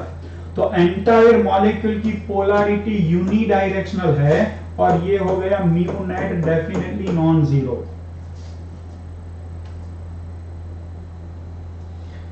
एक बार JEE ने पूछ लिया था कि ये दोनों में किसकी पोलैरिटी ज्यादा होगी, NF3 की पोलैरिटी ज्यादा होगी या NH3 की पोलैरिटी ज्यादा होगी? NF3 की पोलैरिटी ज्यादा होगी या NH3 की पोलैरिटी ज्यादा होगी? तो यहां पर ध्यान से समझ लेना स्टूडेंट्स, NF3 के अंदर 3 फ्लोरीन है, फ्लोरीन की इलेक्ट्रोनेगेटिविटी हाईएस्ट है, और ऐसे तीन फ्लोरीन है NF3 के अंदर।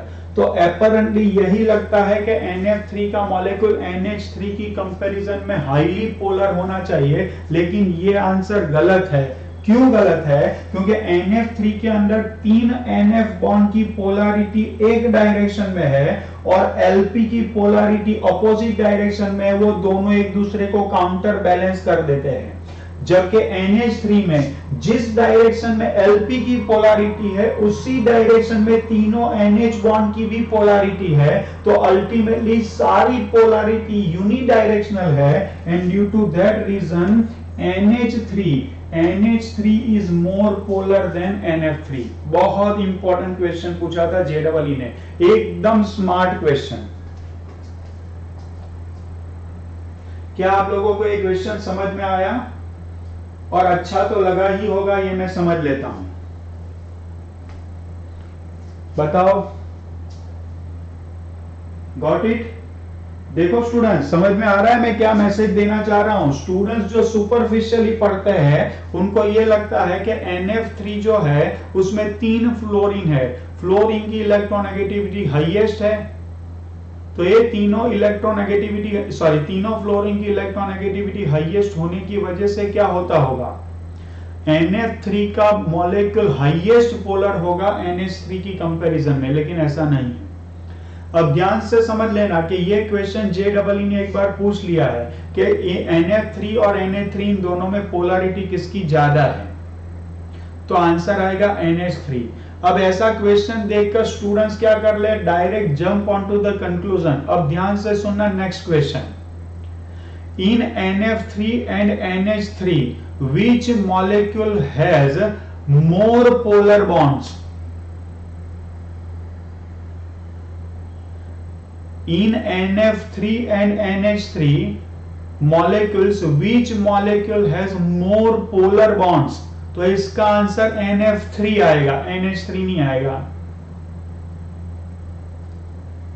क्योंकि फ्लोरीन की इलेक्ट्रोनेगेटिविटी तो नाइट्रोजन से ज्यादा है ना। इंडिविजुअल बॉन्ड की पोलैरिटी देखने जाओगे तो NF बॉन्ड ही ज्यादा पोलर होगा NH बॉन्ड की कंपैरिजन में। ठीक है स्टूडेंट्स, तो ये गलती शायद हो सकती है, तो ये ध्यान रखना आप। क्लियर है? तो ऐसा पूछ ले तो ध्यान रखना। ये क्लियर हुआ सब लोगों को? चलो आगे बढ़ते हैं। ये था क्वेश्चन 14।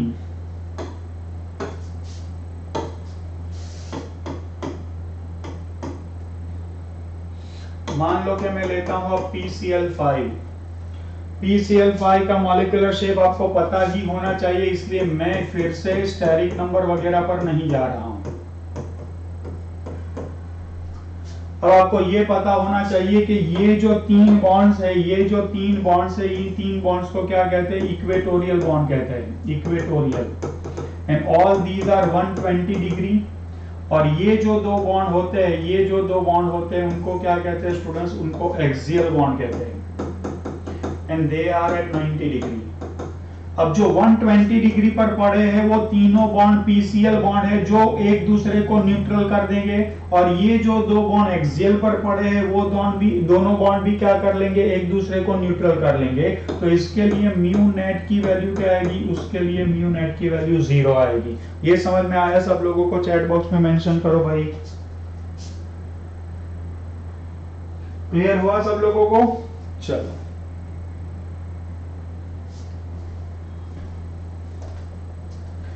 लेकिन अब मैं इसमें ट्विस्ट डाल रहा हूं, ध्यान से। PCl4F। अब यहां पर क्या आएगा बताओ? यहां पर हाइब्रिडाइजेशन क्या होता है? याद करो sp3d। इसमें भी क्या होता है स्टूडेंट्स? sp3d। लेकिन आपको पता है कि sp3d माने sp2pz प्लस dz²। बोलो, बेंड्स रूल याद आ गया आप लोगों को? बेंड्स रूल क्या बोलता है? More electronegative element has a tendency to remain with that orbital in which the contribution of orbital is minimum s character. तो ये क्या हो जाएगा? PCl इसमें sp2 कैरेक्टर है, तो यहां एक f आएगा, यहां एक Cl आएगा। तो ये तीनों बॉन्ड की पोलैरिटी तो 0 हो जाएगी एक दूसरे से, लेकिन ये PF बॉन्ड है और ये PCl बॉन्ड है। आप सोचेंगे कि दोनों 180 डिग्री पर है तो दोनों एक दूसरे को कैंसिल कर देंगे, लेकिन दोनों बॉन्ड्स अगर सेम होते तो वो एक दूसरे को कैंसिल कर देते, लेकिन ये दोनों बॉन्ड सेम नहीं है, तो क्या होगा? इसकी और इसकी पोलैरिटी एक दूसरे को 0 नहीं कर पाएगी, तो इसके लिए म्यू नेट की वैल्यू यहां पर नॉन जीरो लिखूंगा मैं स्टूडेंट्स। आपने क्या लिखा है? Okay good.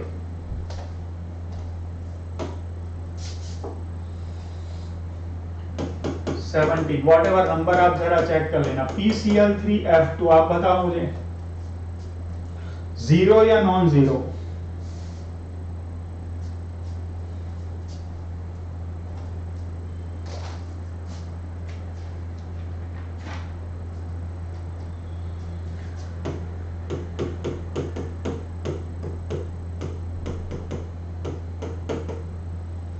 ये दोनों फ्लोरीन एक दूसरे को कैंसिल कर देंगे और तीनों क्लोरीन एक दूसरे को कैंसिल कर देंगे, तो म्यू नेट की वैल्यू क्या होगी स्टूडेंट्स? जीरो हो जाएगी। बताओ, जीरो लिखा है सब लोगों ने? सही। चलो चलो चलो 18। तो जिस तरह से PCl3F2 है जिसमें 3 क्लोरीन मैंने यहां लगा दिए और 2 फ्लोरीन ऑपोजिट लगा दिए, तो अब लेंगे PF3Cl2। ठीक है, तो PF3Cl2 का स्ट्रक्चर कैसा बनाएंगे बोलो? जैसे 3 क्लोरीन लगा दिए थे यहां और 2 फ्लोरीन लगा दिए थे यहां, तो कैसे कर देंगे? तीनों फ्लोरीन को एक ही प्लेन में और दोनों क्लोरीन को अपोजिट प्लेन में, तो ये तीनों फ्लोरीन एक दूसरे को कैंसिल कर देंगे और ये दोनों क्लोरीन एक दूसरे को कैंसिल कर देंगे, तो म्यू नेट की वैल्यू क्या हो जाएगी? जीरो। बोलो सही है?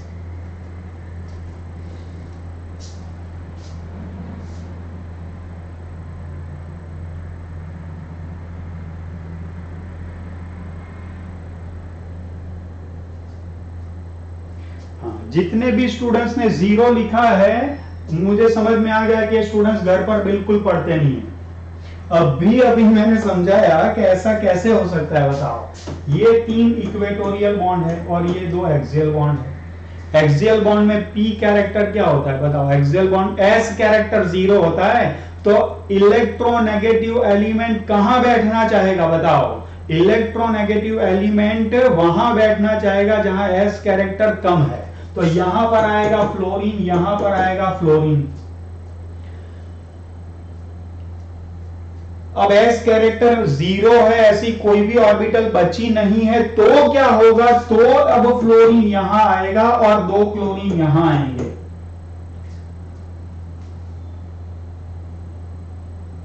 अब ये 2 PF बॉन्ड की पोलैरिटी तो एक दूसरे को न्यूट्रल कर लेगी, लेकिन ये जो है ना, ये इसकी पोलैरिटी कुछ रिजल्टेंट पोलैरिटी होगी। क्यों? क्योंकि ये 2 PCl बॉन्ड है और ये PF बॉन्ड है। इसके लिए म्यू नेट की वैल्यू क्या होगी? नॉन जीरो होगी।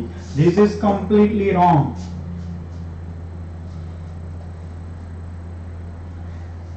देखो स्टूडेंट्स, मैंने लास्ट क्लास में भी कहा था कि आपको पढ़ना पड़ेगा और पढ़ के सारी चीजें याद रखनी पड़ेगी।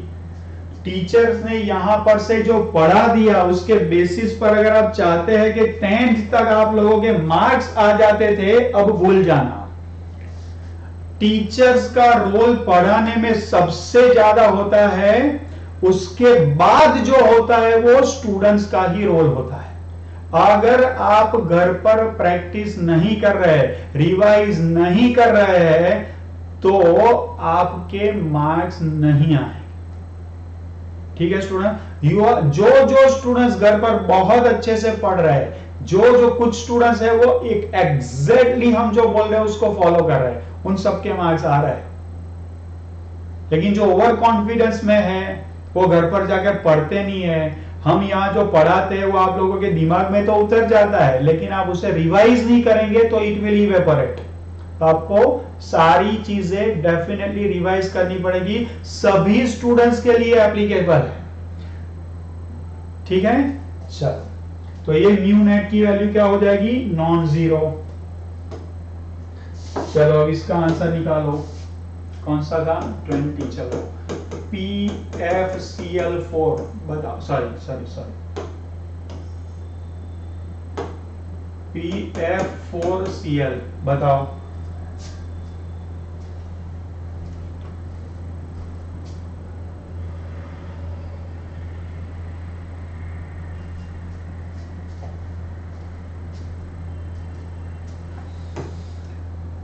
चलो सबसे पहले बॉन्ड्स लिख लिए मैंने।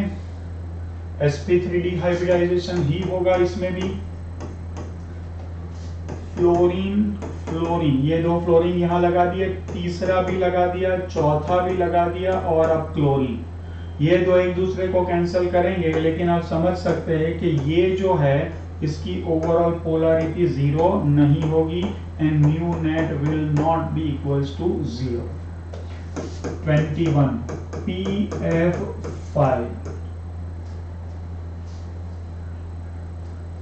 क्या होगा बताओ? PF जैसा PCl5 होगा वैसा PF5 होगा। बताओ म्यू नेट इक्वल्स टू क्या होगा? जीरो होगा इसका आंसर।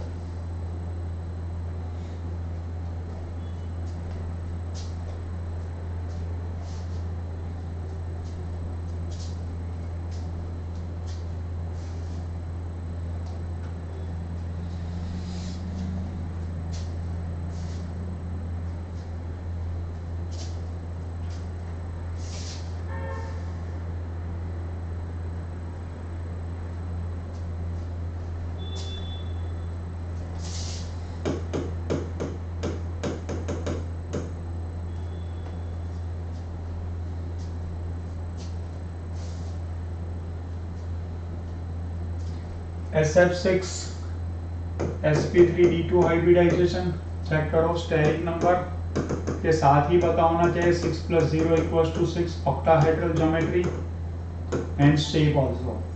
तो सल्फर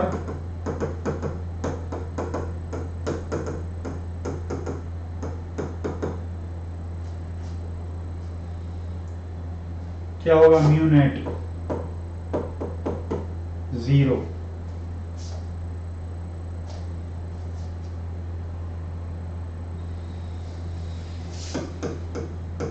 अब मैं ले रहा हूं SF4, स्टेरिक नंबर क्या होगा? चलो पहले तो रफ सा स्ट्रक्चर बनाते हैं इसका। रफ स्ट्रक्चर, सल्फर के साथ मैंने 4 फ्लोरीन जोड़ लिए, इसके आसपास 6 इलेक्ट्रॉन होने चाहिए, 1 2 3 4 5 एंड 6।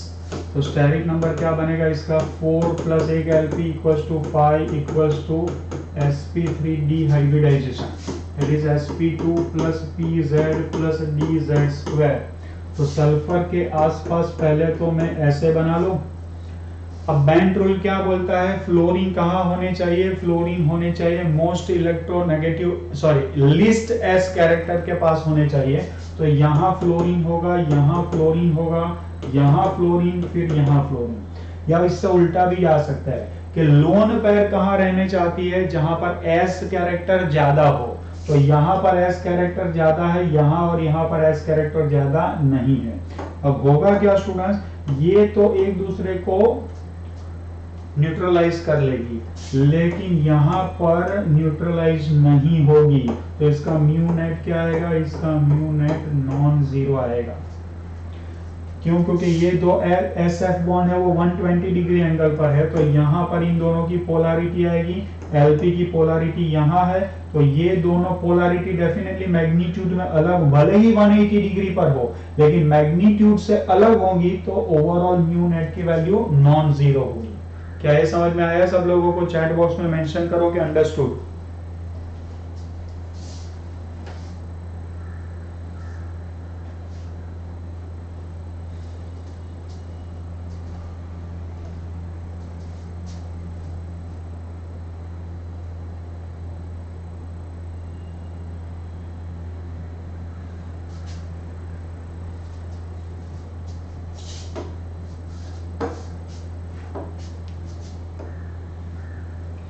चलो XeF2। अब जीनोन के साथ में क्या कर रहा हूं? 2 फ्लोरीन लगा दिए। जीनोन के आसपास कितने इलेक्ट्रॉन्स होने चाहिए? खुद के 8, 1 2 3 4 5 6 7 8। तो इसका स्टेरिक नंबर कैसे बन रहा है? 2 अटैच्ड एटम, 3 Lp, तो ये हो गया 5 = sp3d होगा। बताओ, लेकिन उसके पास क्या है? 3 स्टेरिक नंबर, Lp3 है, तो उसका शेप क्या आना चाहिए? लीनियर, या तो फिर आप अपने आप से ही बना ले इसे। ये 3 क्या है? ये Lp है, तो Lp कहाँ रहना चाहती है? Lp वहां रहना चाहती है जहां पर एस कैरेक्टर ज्यादा हो, तो एस कैरेक्टर कहाँ ज्यादा होता है, 120 डिग्री एंगल पर ज्यादा होता है। और उल्टा देख लो कि फ्लोरीन कहाँ रहना चाहता है, फ्लोरीन कहाँ रहना चाहता है, जहां एस कैरेक्टर कम हो। अब देख लो ये दोनों बॉन्ड एक दूसरे को अपोज कर रहे हैं, तो इसके लिए म्यू नेट की वैल्यू क्या होगी, 0 होगी। चलो 24 XeF4 चेक करो।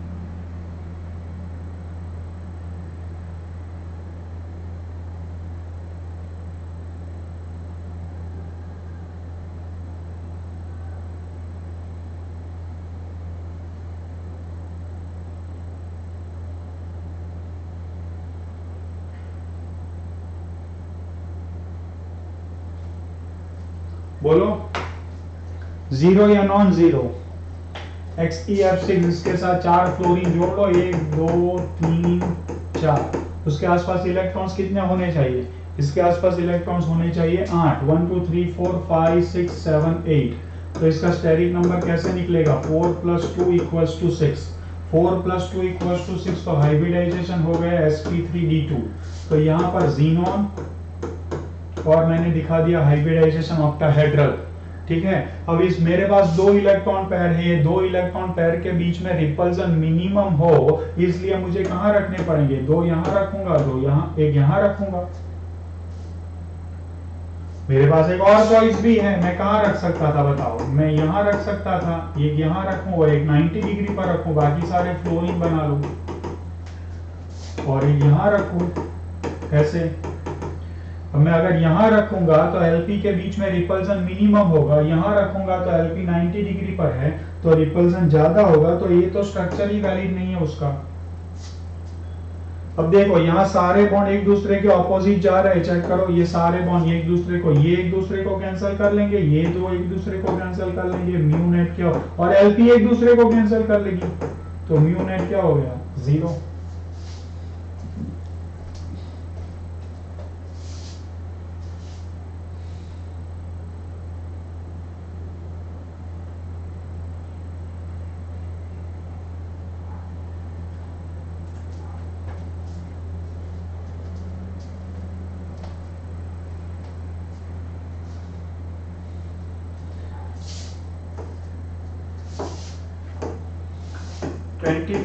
ये स्ट्रक्चर तो आपको याद ही होना चाहिए, ये स्ट्रक्चर कैसा है, एक्चुअली इसकी पोलैरिटी के ऊपर से ही इसका स्ट्रक्चर बना है, आपको याद होना चाहिए। इसका स्ट्रक्चर ऐसा है, याद करो, जिसे हम केप्ड ऑक्टाहेड्रल कहते हैं। और ऐसा स्ट्रक्चर हमने क्यों बना रखा है, क्योंकि प्रैक्टिकली पता चला है कि ये नॉन पोलर है, ये मॉलिक्यूल क्या है, नॉन पोलर है। अगर कहीं ये इलेक्ट्रॉन पेयर को इन दोनों के कहीं पर भी बीच में रखेंगे तो मॉलिक्यूल पोलर हो जाएगा, क्यों, क्योंकि वो एलपी वो बीपी को रिपेल करेगी, तो एंगल 90 डिग्री का नहीं रह पाएगा। लेकिन प्रैक्टिकली ये नॉन पोलर है, इसलिए हमने ये अज्यूम किया है कि ये इलेक्ट्रॉन पेयर का पूरा क्लाउड कहां पर है, ये ऑक्टाहेड्रल स्ट्रक्चर के बाहर पड़ा होगा, then only you can explain that it is what, it is non polar. बोलो, यहां तक क्लियर है सारी चीजें, ये याद आया सब लोगों को। चलो let's try with this.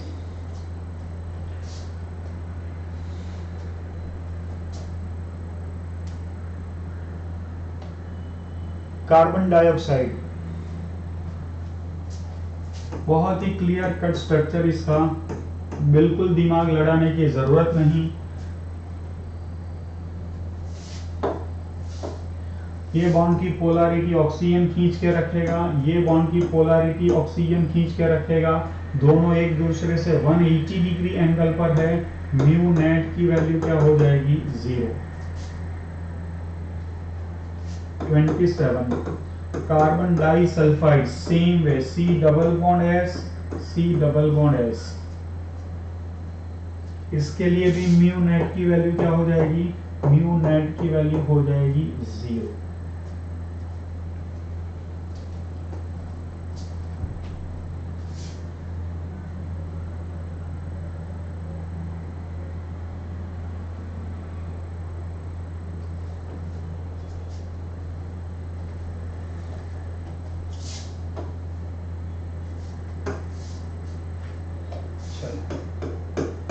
Number आप देख लेना भाई, CCl2Br2,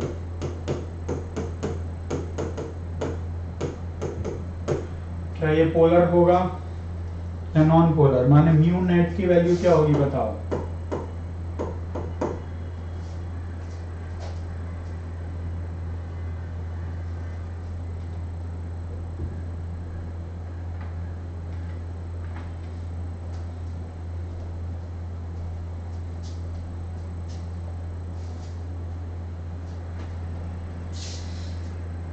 सभी बॉन्ड एक दूसरे से सेम एंगल पर है, 109 डिग्री 28 मिनट्स, लेकिन सभी बॉन्ड तो अलग अलग है ना। ये कार्बन क्लोरीन बॉन्ड की पोलैरिटी यहाँ, ये कार्बन ब्रोमीन बॉन्ड की पोलैरिटी यहाँ। अब ये दोनों हो जाएंगे ऑपोजिट, लेकिन ये CBr बॉन्ड की पोलैरिटी है, ये CCl बॉन्ड की पोलैरिटी है, वो दोनों अलग अलग होंगी, तो डेफिनेटली ये नॉन जीरो होगा। अब बताओ 28 number, very important molecule that is H2O, बताओ ये पोलर होगा या नॉन पोलर होगा?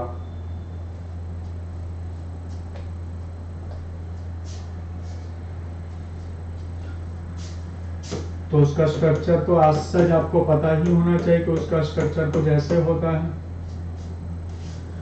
OH बॉन्ड की पोलैरिटी ऑक्सीजन की तरफ, OH बॉन्ड की पोलैरिटी ऑक्सीजन की तरफ, ये दोनों बॉन्ड की पोलैरिटी ऑक्सीजन की तरफ, दोनों Lp की पोलैरिटी भी ऊपर की तरफ, तो entire molecule has a unidirectional polarity, तो obviously mu net is what?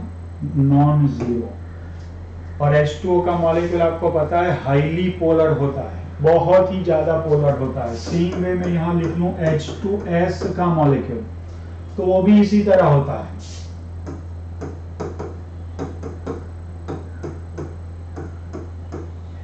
यहां पर भी सल्फर की इलेक्ट्रोनेगेटिविटी हाइड्रोजन से ज्यादा है, तो वही बॉन्ड के इलेक्ट्रॉन को खींच के रखेगा। दोनों Lp की पोलैरिटी भी इसी डायरेक्शन में, तो एंटायर मॉलिक्यूल की पोलैरिटी यूनिडायरेक्शनल में है, तो म्यू नेट की वैल्यू भी क्या हो जाएगी? यहां पर भी नॉन जीरो। लेकिन अगर आप कंपेयर करें तो H2O की पोलैरिटी H2S से ज्यादा होगी। क्यों? क्योंकि इलेक्ट्रोनेगेटिविटी ऑक्सीजन की सल्फर से ज्यादा है, तो ये जो दो बॉन्ड है ना, ये दो बॉन्ड की रिजल्टेंट पोलैरिटी है, उसकी कंपैरिजन में ये जो दो बॉन्ड है उसकी रिजल्टेंट पोलैरिटी क्या होगी? वाटर में ज्यादा होगी, and due to that reason H2O is more polar. ये पूरी कहानी समझ में आई सब लोगों को? क्लियर है? चलो,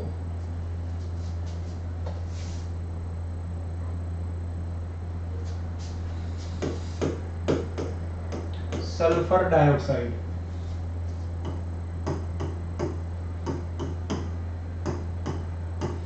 अब बताओ ये पोलर है, एंड सल्फर ट्राइऑक्साइड, बताओ ये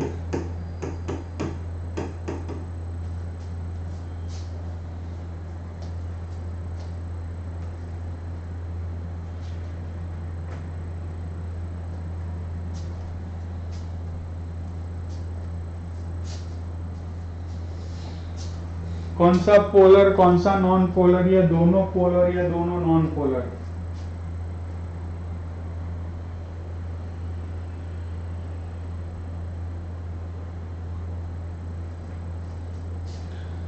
अब देखो ये पोलर होगा, ये बॉन्ड भी पोलर होगा, ये दोनों की रिजल्टेंट पोलैरिटी यहाँ होगी और एलपी की पोलैरिटी यहाँ होगी, लेकिन ये दोनों 180 डिग्री एंगल पर आ गए। लेकिन ये 180 डिग्री एंगल पर आने की वजह से ये जीरो नहीं हो जाते हैं, क्यों? क्योंकि ये एलपी की पोलैरिटी है और ये एस डबल बॉन्ड ओ की पोलैरिटी है, and that is bound to be different, तो mu net is non zero. जबकि यहाँ तीनों बॉन्ड क्या है, यहाँ तीनों बॉन्ड सेम ही है, तो पोलैरिटी क्या हो जाएगी? जीरो। क्या आप लोगों ने ये सही लिखा है? चेक करो।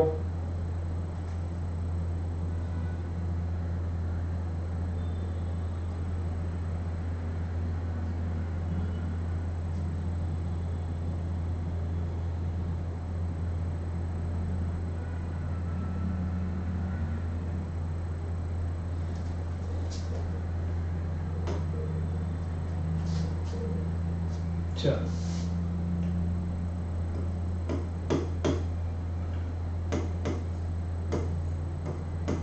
ये है बेंजीन।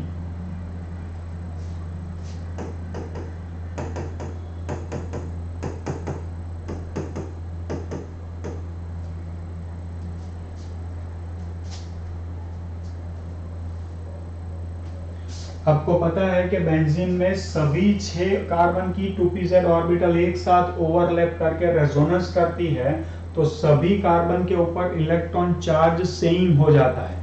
और ये कार्बन हाइड्रोजन बॉन्ड्स जो है, ये carbon hydrogen bonds almost non polar माने जाते हैं, तो ध्यान रखना कि म्यू नेट की वैल्यू क्या मानी जाती है इसमें? जीरो। क्या होगी? म्यू नेट की वैल्यू जीरो होगी।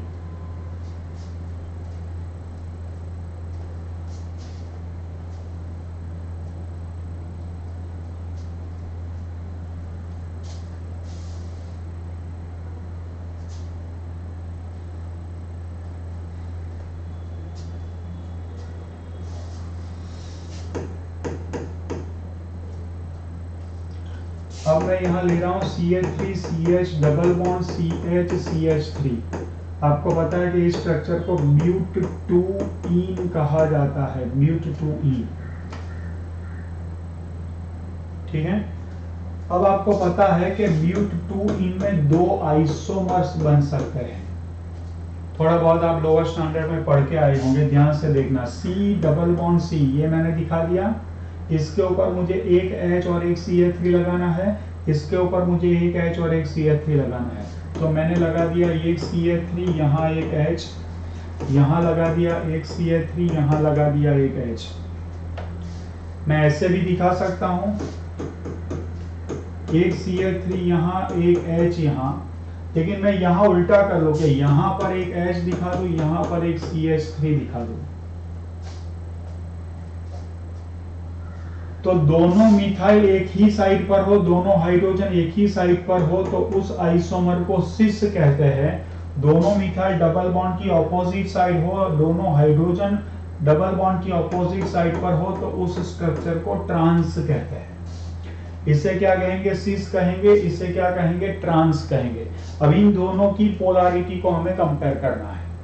ठीक है। उससे पहले आपको एक और चीज बहुत इंपॉर्टेंट है समझनी है, वो है नेचर ऑफ CH3। अगर CH4 है तो वो नॉन पोलर है, लेकिन CH3 के बारे में अगर आपको डिस्कस करना है ग्रुप, तो CH3 एज अ ग्रुप क्या होगा? आपको पता है कि कार्बन की इलेक्ट्रोनेगेटिविटी 2.5 है और हाइड्रोजन की 2.1 है। तो कार्बन की इलेक्ट्रोनेगेटिविटी हाइड्रोजन से थोड़ी ज्यादा है, तो वो हाइड्रोजन से थोड़े इलेक्ट्रॉन खींचेगा। ये कार्बन हाइड्रोजन में भी कार्बन थोड़ा इलेक्ट्रॉन खींचेगा, और ये कार्बन हाइड्रोजन में से भी कार्बन क्या करेगा? थोड़ा इलेक्ट्रॉन खींचेगा।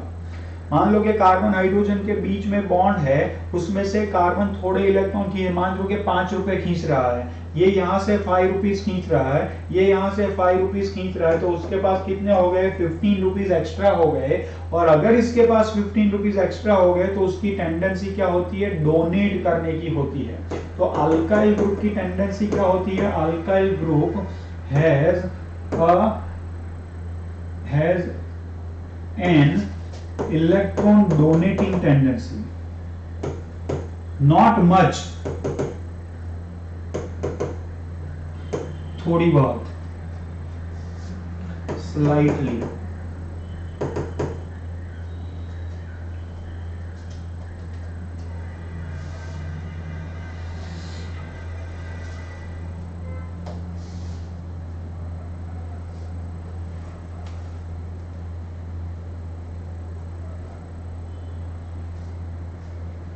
फिर से इन दोनों के बीच का बॉन्ड ऑलमोस्ट नॉन पोलर ही मान लिया जाता है अगर सिंगल मॉलिक्यूल की बात करें, लेकिन अगर ग्रुप की मिथाइल इथाइल ऐसे ग्रुप की अगर आप बात करें तो वहां पर आपको थोड़ा सोचना पड़ेगा।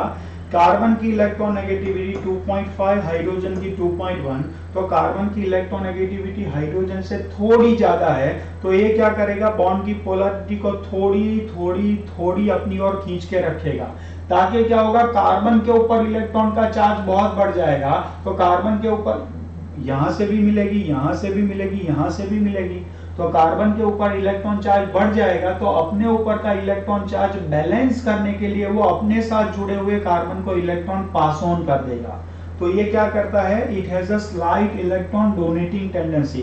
तो वो क्या करेगा, यहां पर मैं दिखा रहा हूं स्टूडेंट्स, यहां पर बहुत ध्यान से, यहां पर क्या होगा, बॉन्ड की पोलैरिटी टूवर्ड्स CH3 क्या करेगा, इलेक्ट्रॉन पास करेगा, CH3 क्या करेगा, इलेक्ट्रॉन पास करेगा। सेम वे यहां भी क्या होगा, CH3 इलेक्ट्रॉन पास करेगा टूवर्ड्स कार्बन, यहां भी क्या होगा, CH3 पास करेगा इलेक्ट्रॉन दिस कार्बन। और एज सच भी आप समझ सकते हैं कि ये कार्बन sp3 वाला है और ये कार्बन sp2 वाला है, तो sp2 वाला कार्बन है तो डेफिनेटली बॉन्ड के इलेक्ट्रॉन को वो अपनी ओर खींचेगा, बॉन्ड के इलेक्ट्रॉन को वो अपनी ओर खींचेगा, बॉन्ड के इलेक्ट्रॉन को वो अपनी ओर खींचेगा, अपनी ओर खींचेगा। अगर आप इन दोनों को कंपेयर करेंगे तो क्या होगा स्टूडेंट्स, ध्यान से, ये बॉन्ड की पोलैरिटी दिस डायरेक्शन में है, ये बॉन्ड की पोलैरिटी इस डायरेक्शन में है, तो ये ओवरऑल बॉन्ड की पोलैरिटी इस डायरेक्शन में होगी। अब इसको देखें, ये बॉन्ड की पोलैरिटी इस डायरेक्शन में है, ये बॉन्ड की पोलैरिटी इस डायरेक्शन में, फिर से this direction and this direction, ये दोनों एक दूसरे को कैंसिल कर देगी, तो इसके लिए म्यू नेट की वैल्यू 0 होगी, लेकिन इसके लिए म्यू नेट की वैल्यू कुछ होगी and it will not B 0। This is very important, लिख लो आप।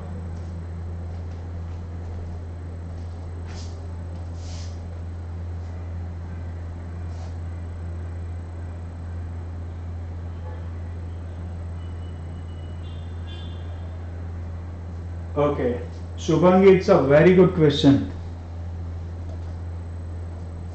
Just wait for a while. ये समझ में आया, पहले इतना लिखो अंडरस्टूड, कंपलसरी नहीं है, अंडरस्टूड समझ में आया तो अंडरस्टूड लिखना है।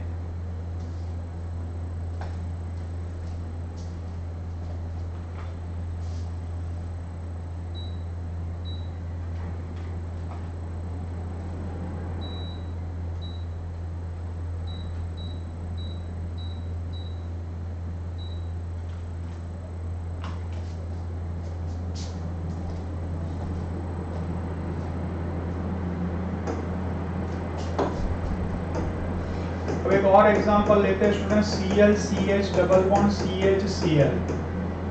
अब इसमें भी दो स्ट्रक्चर पॉसिबल है, देखो यहाँ क्लोरीन, यहाँ क्लोरीन, यहाँ हाइड्रोजन, यहाँ हाइड्रोजन, तो ये स्ट्रक्चर हो गया सिस, ये हो गया C double bond C, Cl, H यहाँ, H यहाँ, यहाँ Cl, दोनों chlorine opposite side of double bond, hydrogen opposite side of double bond, तो ये हो गया ट्रांस। अब बॉन्ड की पोलैरिटी को एक बार देख लो, यहाँ बॉन्ड को क्लोरीन खींचेगा, यहाँ बॉन्ड को क्लोरीन खींचेगा एंड यूनी डायरेक्शनल हो जाएगी, ऑब्वियसली ये हो गया mu net is non zero. यहाँ पर क्या होगा, बॉन्ड की पोलैरिटी को क्लोरीन खींचेगा, बॉन्ड की पोलैरिटी को क्लोरीन खींचेगा, ऑपोजिट डायरेक्शन में जा रही है and that is mu net equals to 0। ठीक है, ये क्लियर हुआ सब लोगों को? Question 32 clear?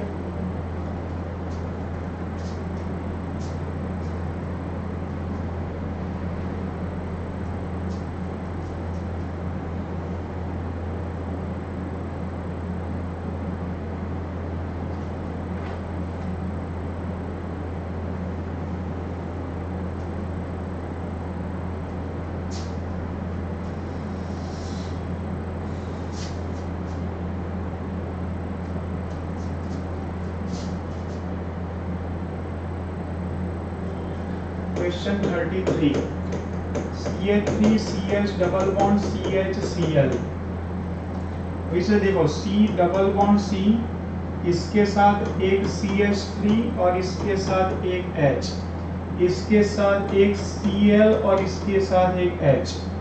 अब देखो ध्यान से, यहाँ पर CH3Cl एक साइड है वो दोनों अलग अलग है, लेकिन ये दोनों हाइड्रोजन सेम है और दोनों बॉन्ड के एक ही साइड पर है। ये सीस स्ट्रक्चर है,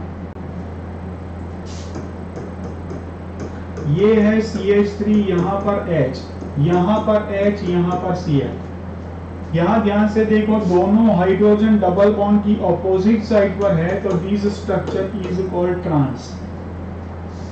अब नेचर याद करो, नेचर अभी अभी मैंने पढ़ाया है कि CH3 का नेचर डोनेटिंग होता है और क्लोरीन का नेचर खींचने वाला होता है। तो CH3 यहाँ से यहाँ इलेक्ट्रॉन देगा और क्लोरीन यहाँ से यहाँ इलेक्ट्रॉन को खींचेगा। अब CH3 का डोनेटिंग नेचर जरूर है, लेकिन वो डोनेटिंग नेचर कैसा होता है? बहुत ही पुअर होता है। जबकि क्लोरीन का खींचने वाला नेचर क्या होता है? ज्यादा होता है, बहुत ही पावरफुल है उसकी इलेक्ट्रोनेगेटिविटी। तो क्या होगा? वो बॉन्ड के इलेक्ट्रॉन को बहुत पावरफुली खींचेगा, तो ये मॉलिक्यूल की पोलैरिटी यहाँ होगी।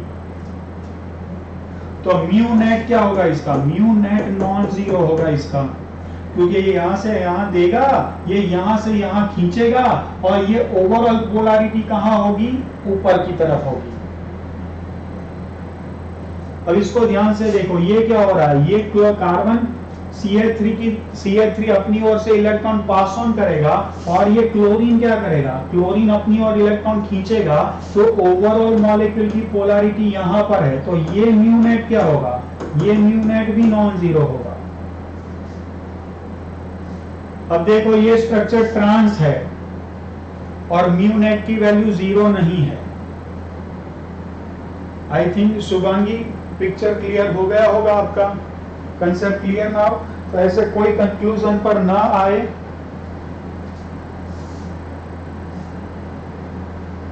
कि ट्रांस हमेशा जीरो होगा।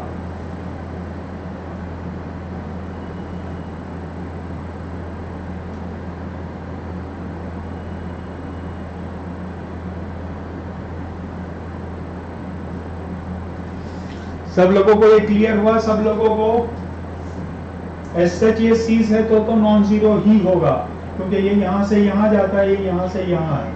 लेकिन ये एक बहुत ही अच्छा केस है जिसमें दोनों बॉन्ड की पोलैरिटी यूनिडायरेक्शनल हो जाती है। बताओ, सब लोगों को क्लियर हुआ? चैट बॉक्स में मेंशन करो स्टूडेंट्स।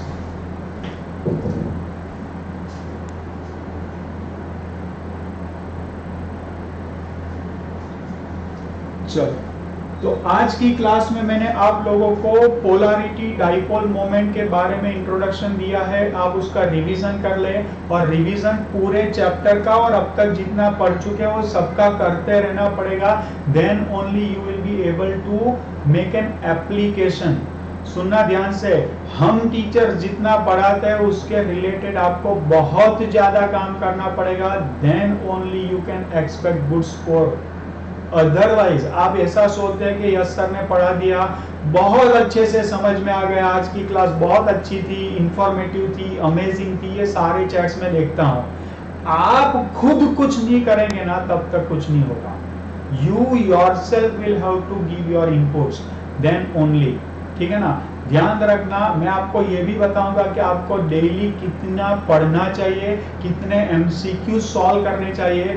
MCQs जब आप सॉल्व करते हो ना, तभी आपको पता चलता है कि आप actually how much you know the subject. Otherwise आप ये से लेक्चर देखते रहेंगे, आप थियरी पढ़ते रहेंगे, तब तक तो डेफिनेटली मैंने पढ़ाया है, आप लोगों को डेफिनेटली समझ में आ ही जाएगा।